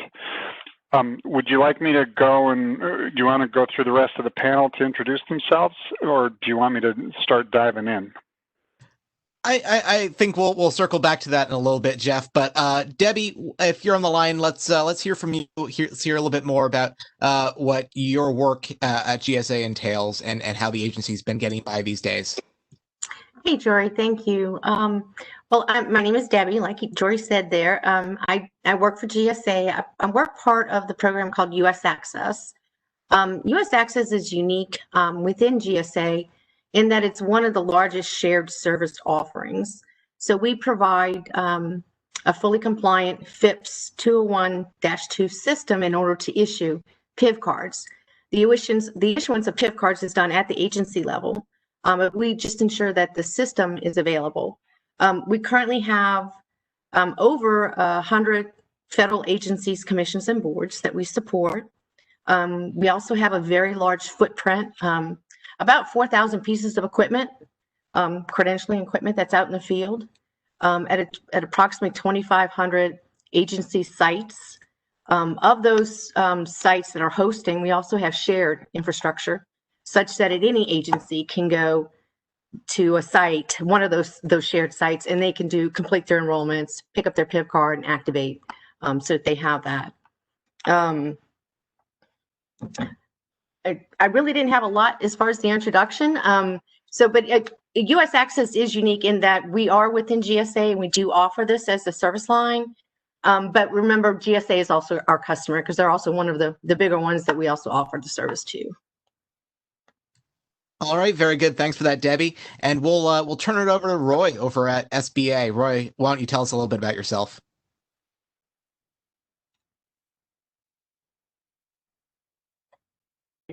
I came from HHS and Department of Education, prior to that from Treasury. My work was more challenging and it's more diverse. Our user community is not only federal space, we have contractors, subcontract, and third-party vendors. So for us to collapse all of these identities into one space and support their mission, agency's mission, it's critical. Especially these times, the onboarding process a little bit slow, and we able to, we had a plan to go zero trust route, and we able to utilize that format to onboard people so we can support the public during this tough situation. Same thing with in SBA, we are looking into different format identities to support SBS mission and other agencies we interact with. Awesome. Thank you for that, Roy. And we're going to turn it over to Brian. Brian, why don't you tell us a little bit about yourself and what Duo Security's been up to in this space? Sure. Yeah. So my name is Brian Rosensteel. As been mentioned, I work with Duo. I'm actually the industry chair for ATARC's Identity Management Working Group. And a little bit just in general background. I've been in the federal space for over the past decade, around all kinds of different parts of identity. Anything you can think of with X509, whether it be PIV, whether it be some of the other alternatives that we see, whether it be like the PIVD derived credential, and even the alternative 863.3 credentials that many of us have turned to during this pandemic. And I think one of the stories that has resonated the most in my mind and really helped solidify a lot of the things that I've worked with, the federal sector on during this pandemic has actually been around identity assurance and the expansion of what that term actually means, and specifically what identity means for us. So, I got we got a call from a customer and says, hey, we're using a derived credential, but we don't have enough GFE devices for our remote workforce. We never thought we would scale to the level where everyone would be working remotely, and we're having to turn to a personal device. But we don't know how to trust a personal device with a derived credential. We don't have any insight into that security posture. And I think for many agencies that I've talked with, this idea that identity is more than just who that person is, and it's more than just the identity binding practices that we've gone through. And I know that Debbie, I feel for her because she's at the front lines of doing that identity provisioning and going through the identity proofing. But we have to think beyond that. We have to think of, and we've heard this as a repeated theme today, about having dynamic authentication, about being able to say, hey, identity is, yes, what account you're using, but it's also what device you're using to request the access through. And, as we turn to other authenticators beyond the physical smart card, we start realizing we need to look at the multi-factor authenticator as a whole. We need to be looking at that device. Hey, if this is residing on a mobile device, how can we actually have trust that mobile device has a security posture at a certain level? And how do we build that into the authentication to allow us to adapt to emerging threats when they arise in a way that is much faster to security. So I always like to pick on Cisco for this example to kind of solidify what we mean by dynamic authentication and what I think the pandemic has put the spotlight on. So, Cisco's a large organization. We've got 120,000 users across our actual employees and partners and contractors, similar to what a lot of agencies have to deal with. And on top of that, we've got about 3,000 applications that we need to support. And this gets constituted across about 400,000 endpoints. That's, a fairly large ecosystem. Well, Chrome had a vulnerability, and it was specifically in the audio component. This was more than a year ago. And we needed a way to mitigate that threat. And the moment that a new version of Chrome came out, you have to ask yourself, how long would it take you to be able to across 400,000 endpoints, ensure only the latest versions being used? And that's what dynamic authentication brings to the table, and that's what Zero Trust is striving to do, where we could actually say, hey, in line within the authentication, if you're not on this latest version of this required software or this required browser, then you're not allowed to get into the authentication. That doesn't mean that we've gone out across all 400,000 endpoints and made that update. It means that we have the ability to react and put it in line within the authentication and make sure that within a matter of minutes, rather than a matter of weeks or months, we're able to mitigate that attack vector. And I think more than ever, that's something that we're seeing across the industry, that importance being highlighted.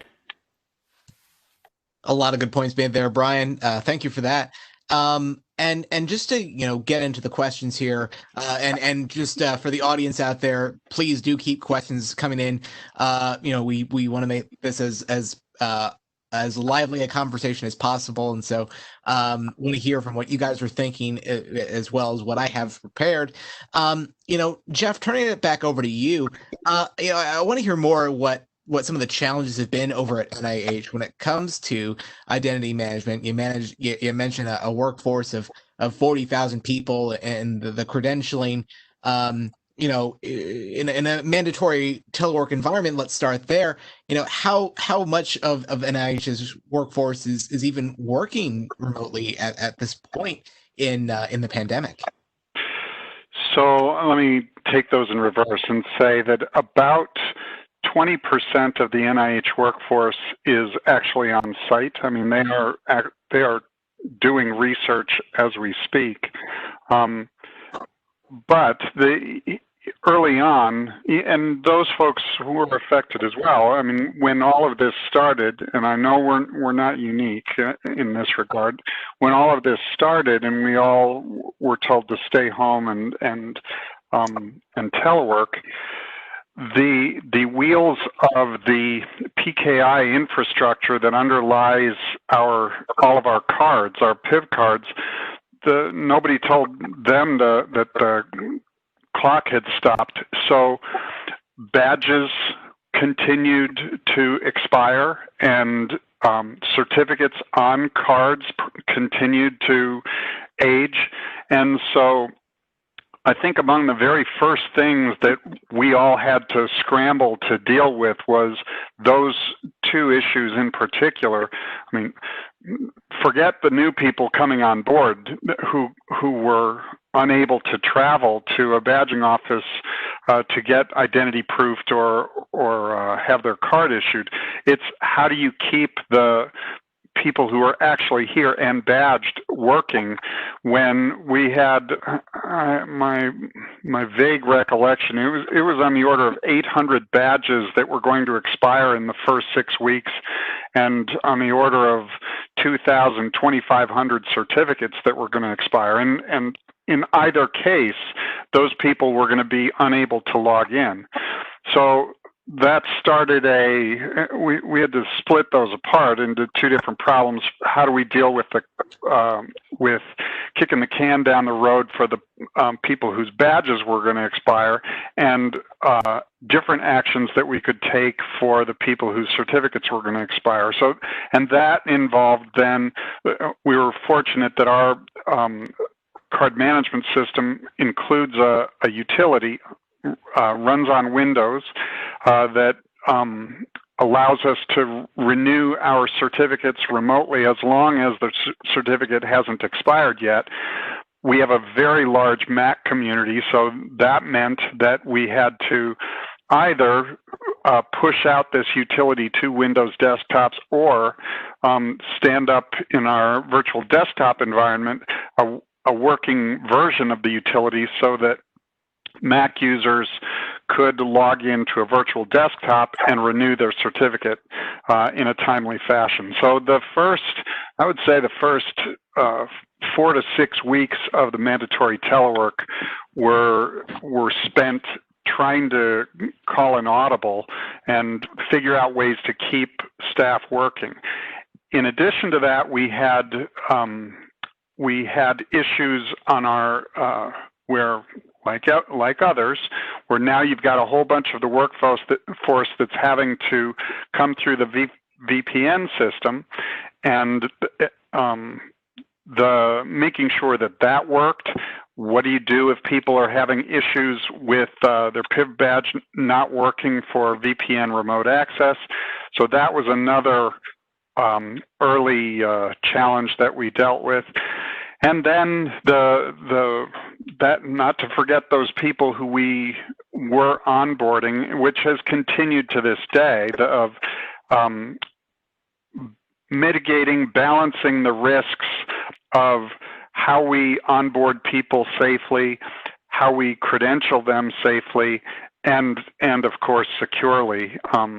So those, I think, are some of were the early things that we dealt with, and I think just as I'm sure as a case in point of it's the brave new world of now that we are teleworking more, even if it is 80%, maybe soon to be 60% of the organization. How do we keep supporting telework? How do we keep supporting an organization where the old business processes that we had developed and come to rely on so heavily simply didn't work early on, at least. Right. Thanks for that, Jeff. Certainly a tall order in those early months with all this. And Roy, I'm gonna throw it over to you. Certainly, it's the Small Business Administration, but a very big mission, and it's only gotten bigger under the CARES Act. The scope of the funding that you guys have overseen, from what I've heard previously, you guys have pushed out as much money in one day as you've pushed out previously in a single year, just to give you a scope of what we're talking about here. But Roy, I'll ask you the question in the context of onboarding these new folks that you've been bringing in, whether they are contractors, whether they are new employees. What have been some of these early challenges and maybe some of these growing pains, so to speak? So the same thing, I want to piggyback with Jeff and Debbie's comments. Yes, we had the same situation when we tried to onboard traditional route, getting the PIV badges and get them in. But we have tested and we have case studies about Zero Trust. So then we initially piggyback into the Zero Trust process and we able to bypass that PIV protocol and bring people on board with the background clearance completed. So since our management already had a plan in place and they were proactively changing the dynamics of the network, it was easy for us to have a nice transition and go to different digital identities instead of traditional certificate-based identities.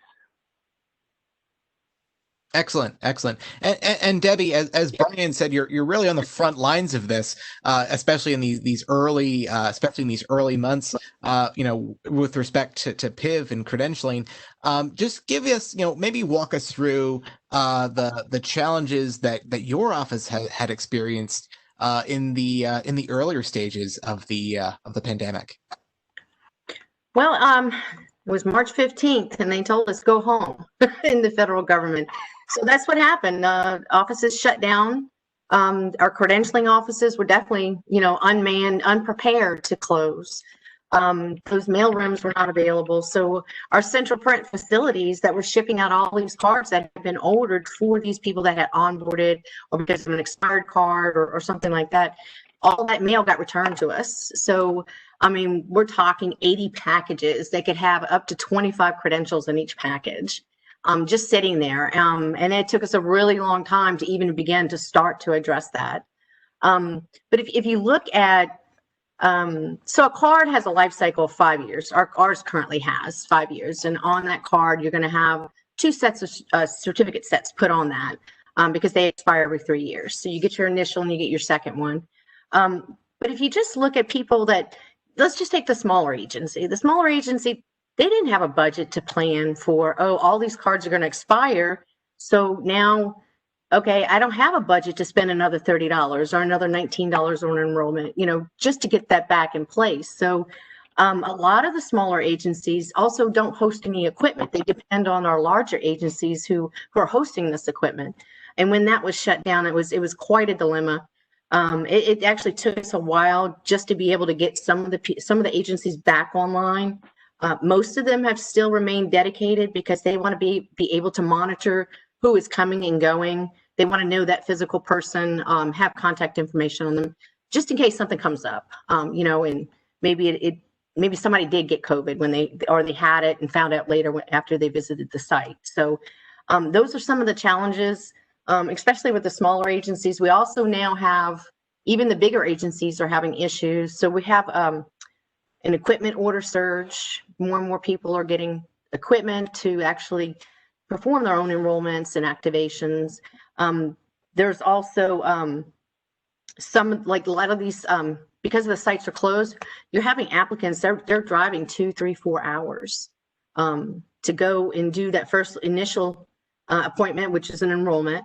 And then once their card comes in, then they have to go back in for a card activation. We have implemented the certificate updates when they're approaching the expiration or some kind of, card update that needs to happen. So we do have that available to our customer agencies for implementation. So that's one side of it we've been able to take care of, but that wasn't there in the beginning. So we had agencies had hundreds of cards that expired. So it did drastically increase their costs.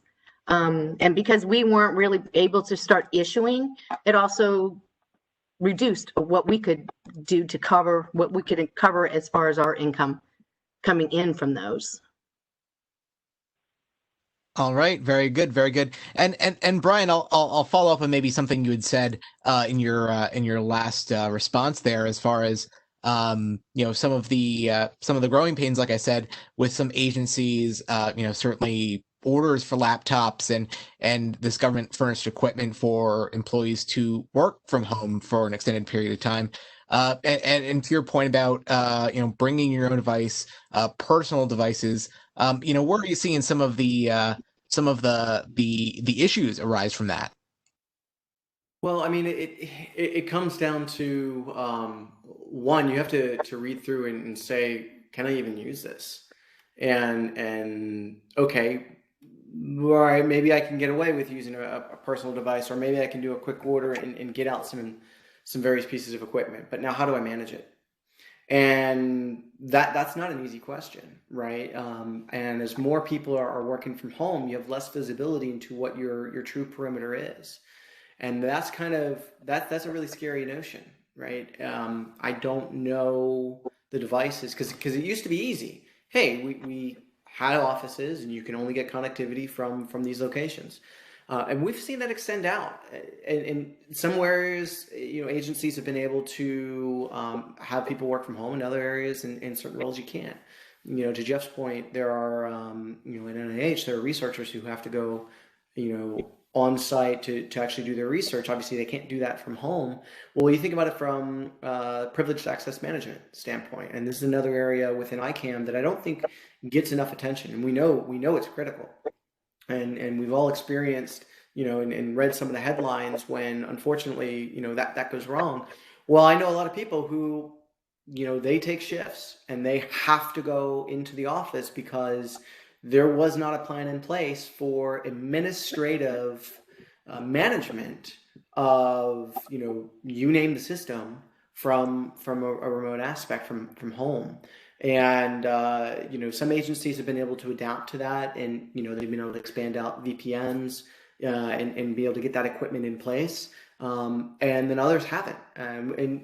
We know the supply chain aspect has just been, it's been incredible, right? We don't think about that from an ICAM perspective too often, but when all of a sudden you actually need physical card readers, you need physical workstations, you need to expand out VPN. Some of those are physical devices. Those have to be manufactured, and those manufacturing centers also shut down. So yeah, it's been a challenge. I got a lot of coworkers who've put in a lot of very late hours to help fulfill some of those demands.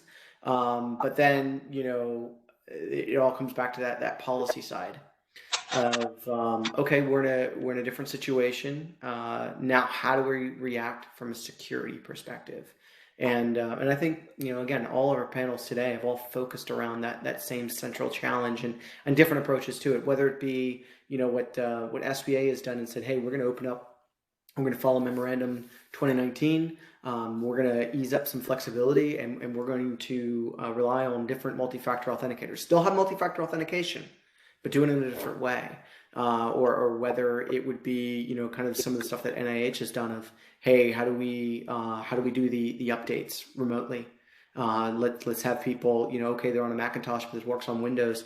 Let's put in the various necessary technology pathways so that these users can do those updates. So I think we've all been pretty innovative, and it hasn't been a one size fits all that has worked, but it's something that people are figuring out as time goes on. Excellent, excellent. And Roy, you know, we have heard so much about SBA's journey towards zero trust, and maybe perhaps some of that work being accelerated just given the current circumstance of where we are right now. It seems like throughout the conversations this afternoon, we've kind of heard quite a bit about that. But is there anything that we haven't touched quite yet in that zero trust journey that is worth unpacking here? So yes, it was the even before we went on the zero trust route, it was the way the environment was prepared for situations like this. They were proactively have the environment ready for certain disasters. The leadership have different paths and plans how to tackle issues, but we never thought about a COVID-19 situation. But the setup was there. So once the memorandum came out, we need to support the public. It was an easy process, made some policy changes, compliance requirements change, and we able to roll it out right away.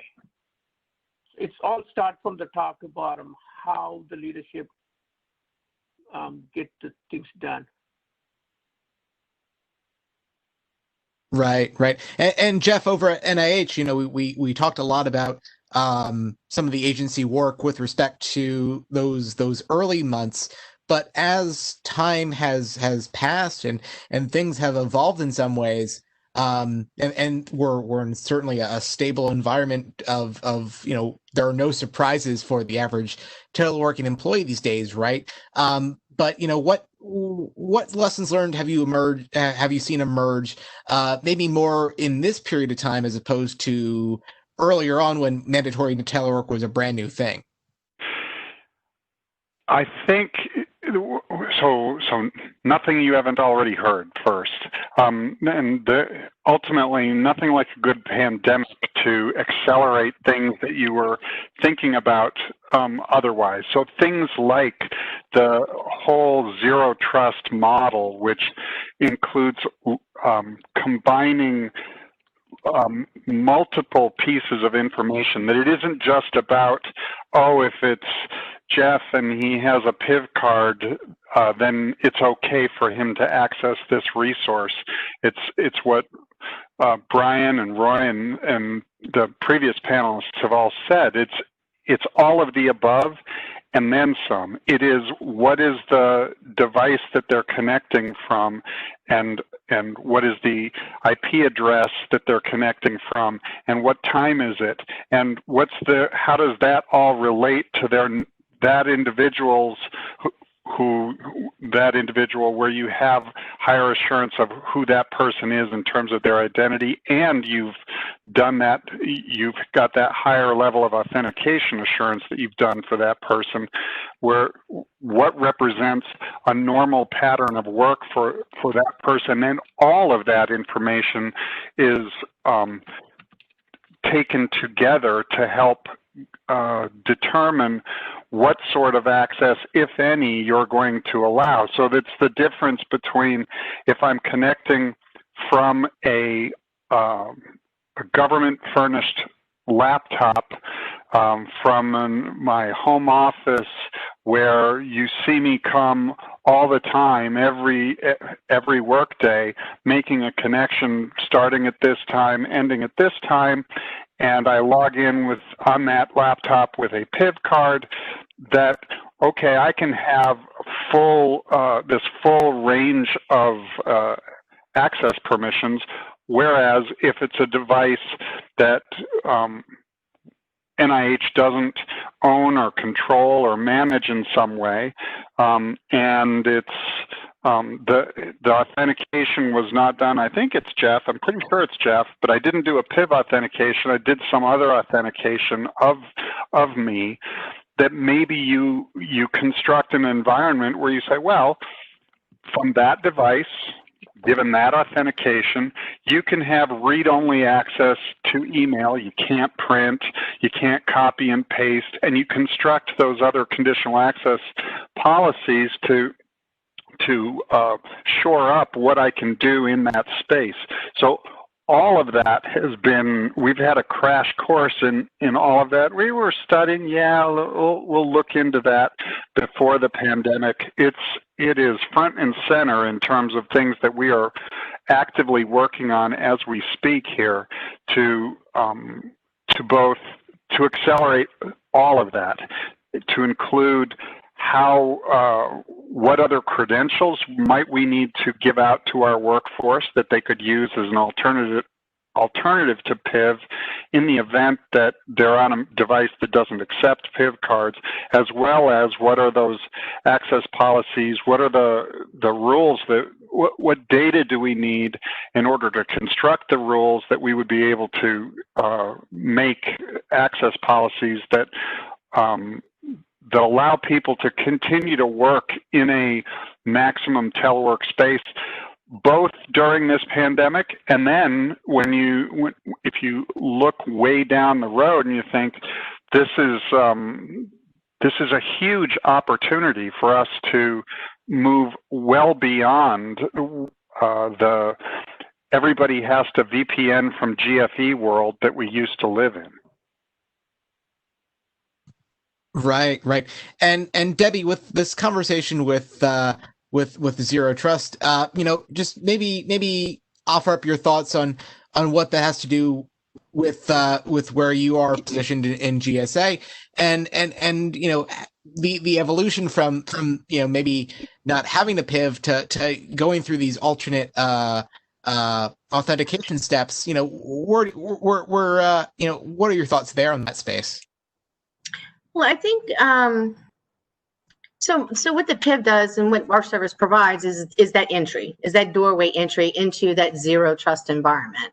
And so once you get past the PIV, then you go into those networks, and then you, like Jeff and Brian and all them were saying, you've got to decide how and what they can access and when. I think from a Zero Trust perspective for identity management, is the part of the identity vetting. I think we have so many different, and FIPS explains exactly how and what you're supposed to do. And right now we're in the typical, we're still in biometric collection as if we're in the physical environment. So I think there needs to be some more discussion or how can biometrics be a collective source, but how can we do it in a virtual environment? And how can we trust that those collections are accurate, who they're actually being presented by is who they are? And then what are the other type of biometrics that we can collect? I mean, you talk about Google with doing facial recognition and how somebody walks is how they can tell who they are. There are different gaits and things like that. So, I think there's other things that we could look into as far as what's in a virtual environment, what can we collect in a virtual environment, and how authenticated is that information, or how real is that information that you can actually tie it back to a person, and then you can issue this piece of plastic or something that's certified that that's who that person is, and then let that piece of plastic be trusted within an environment. So I'm really looking for something along that lines of going into fulfilling that Zero Trust type of environment. Right. And biometrics are such a game changer. And I'll throw that out to the rest of the panel of looking at biometrics. Where do you see what do you see as some of the major steps in biometrics that could perhaps make it easier to identify folks? These are immutable things like fingerprints, as Debbie said, facial scans. What's the art of the possible here? I'll throw it out to whoever wants to answer that. Yeah, I'll take a stab at it at first. Biometrics it's a really interesting scenario, right? So, on one hand, there's a lot of possibilities that are opened by it. On another hand, especially from an identity aspect, there's a lot of challenges with biometrics. We know today that NIST is not very favorable for them. That, in 863.3, we know that they say, hey, biometrics cannot be used as a standalone authenticator, but what you can do is use a biometric plus another authenticator, like what we see with PIV cards and other smart card implementations. And I know, I work directly with a major U.S. department to remove biometrics from the authentication scan. And the reason for that was that the technology at the time, the biometric card reader, about 3% of their population, it would fail. And so 3% may seem like a relative small number. When you scale it up to 100,000 people, that's a lot of individuals who cannot authenticate to their smart card because they're using biometrics plus smart card, trying to follow NIST to authenticate. And then the other fear that we have is, well, biometrics don't have a good refresh, right? I can compromise my fingers 10 times. I can compromise iris only twice, facial only once. What happens if that information gets stolen? What can we do? And so I think what we have to do to make biometrics work is, and I know I'm a bit of a broken record with this analogy, but I just love it because it works so well in the space. We have to figure out how to make biometrics not susceptible to the Red Queen. And what I mean there is so it's funny, Jeff, my first job was actually working at NIH in the Laboratory of Genomic Diversity, and it was studying viruses. And this idea of the Red Queen effect was very important because it comes from Lewis Carroll's Through the Looking Glass. Alice is running away from the Red Queen. The ground beneath her is moving at the same speed at which she's running. What it all comes down to is you have to make sure that you're ever moving forward, that you have this ability to not rely upon static practices. And in many ways, biometrics, as they're implemented today, are very static. We have to make sure that we can meet new emerging threats, new challenges, new changes in technology, and our authenticators need to be able to be that nimble as well. So I'm in the skeptical camp around biometrics. I mean, I love them. I use biometric authentication all the time on my personal devices, but at the enterprise scale, until we figure out how to solve that challenge, I think we'll still see some hesitancy to move fully over to that model. Fair enough. And hard to believe, but we are running low on time already. It seems like we just began the conversation, but I'll give everyone an opportunity to kind of give us some closing sentiments, and I'll even couch it as what is on the horizon for your agencies when it comes to identity authentication. Roy, let's hear from you first. So for us at SBA, we have some different challenges we are looking into tackle on the next iteration of our ICAM process. We would like to integrate other agencies to be able to authenticate with us, to have a trust between us. And we are working towards that goal. And to piggyback on the last, Brian, so biometrics is one aspect we looked into. There are other digital identities we can tie into users' identities and give credential management and even privilege access management. So those are the things we are looking into. Possibly it's endless. We have a really good area of improvement. We are working towards it, trying to be a leader in this market. Excellent. And Debbie, over at GSA, what's on the horizon for you guys?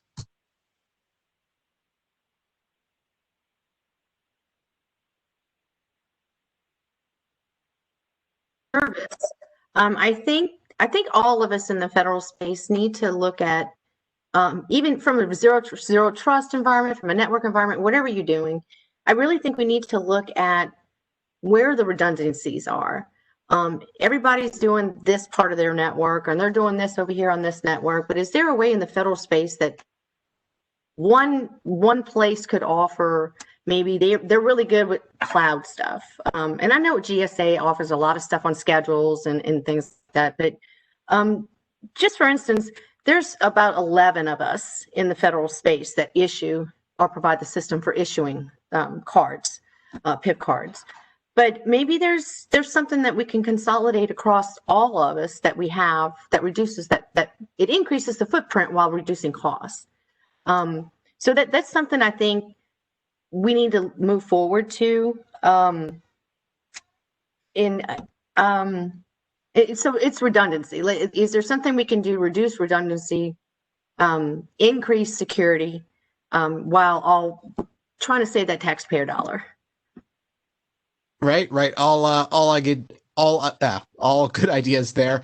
And Jeff, we'll hear from you. Your maybe your closing thoughts and sentiments here, and as well as what's on the horizon for NIH.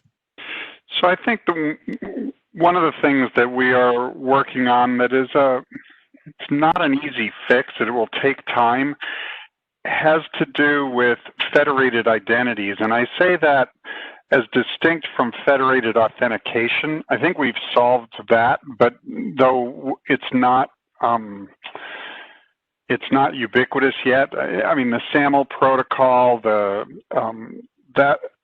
OIDC, those things, those standards exist, and they're great, and we need them.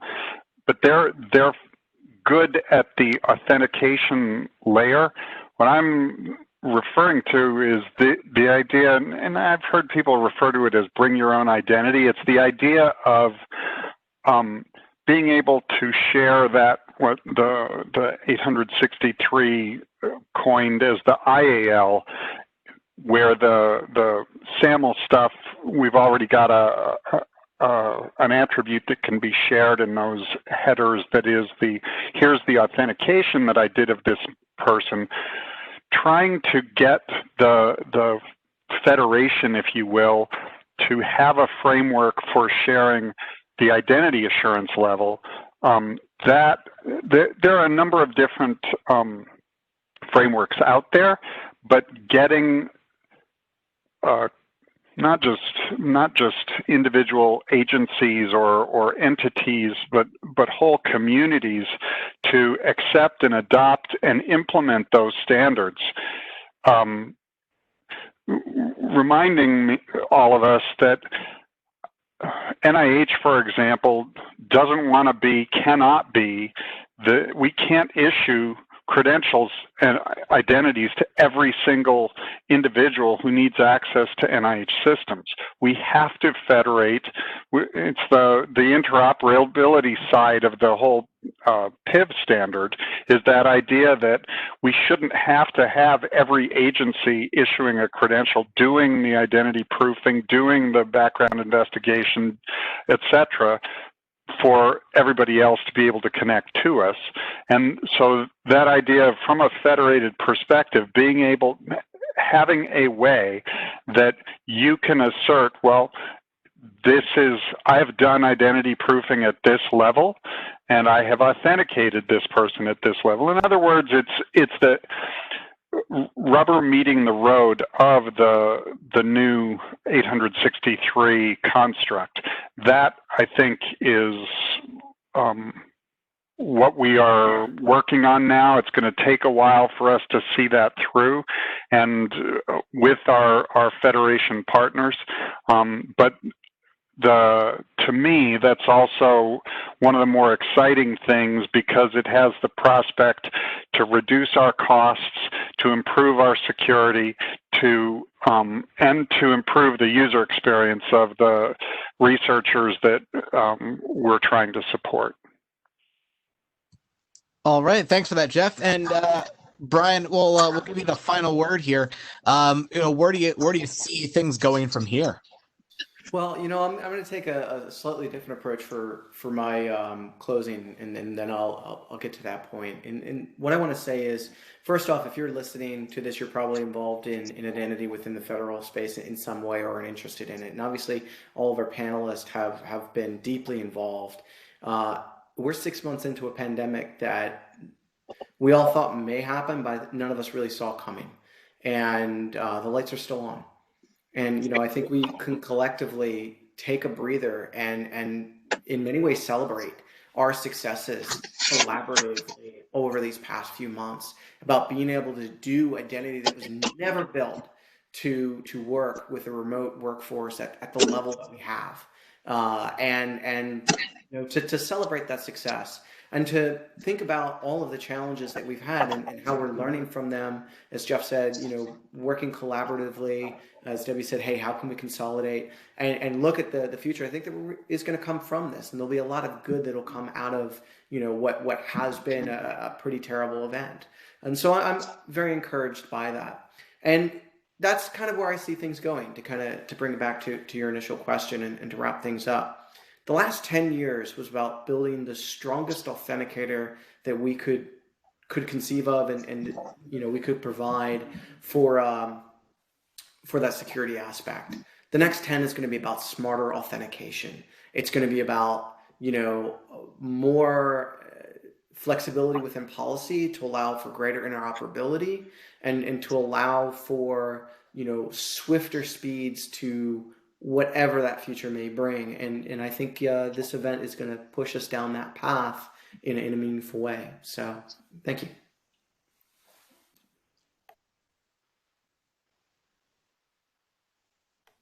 I'm sorry, I think you might be muted. Drake? We all get burned sometimes. Sorry about that. But Brian, thanks for that. That was a great point there and a great closing sentiment. We could have gone for so much longer, but I think we're at time. And with that, I want to thank all my panelists. A lot of food for thought. And Tom, I'll turn it back over to you. Yeah, thank you, Jory. Don't feel too bad. I think I went for 2 minutes on one of my webinars and was wondering why I was getting nothing back, and I was on mute for about 2 minutes. So the 15 seconds is not a big deal. Thank you. That was a great panel. I think we have some homework in our ATARC groups on identity management and zero trust. A lot of really, really good ideas, and I'm excited about that. And thanks for everybody that joined us today. Boy, this doesn't seem like it lasted. What is it? 2.5 hours, 2 hours, 45 minutes. It went by really quick. We had some great moderators, great panelists. Definitely want to thank our partners over at Duo Security. They're definitely a contributor to this, to our environment, and they really, really love doing that. And thank you to them. And then last but not least, we have a panel tomorrow on election resiliency. It's a kind of going to be a mix of technology. We're going to talk about the election a little bit. We're going to talk about ballots, and it is one of those ones. We're doing it with another group called ICIT, and we decided if we're going to go big on a collaboration, we're going to go really big. So we've got some really, really outstanding speakers, going to have some points of view. And hey, it is a little bit technology. It's also just as a citizen that we're all dealing with this pandemic and elections, and really going to be an exciting panel tomorrow. So we hope you can enjoy that. And I hope we can enjoy. We're going to send out some information after this about joining some of our working groups that we have, Zero Trust and Identity Management. And once again, I thank you for your attention. You did a really good job sticking with us through the entire event. I know it moved fast, and we appreciate your time. We know it's very valuable. Both of our government and industry colleagues. So I guess that's a wrap. And everybody have a good rest of the day, and we'll see you tomorrow, hopefully.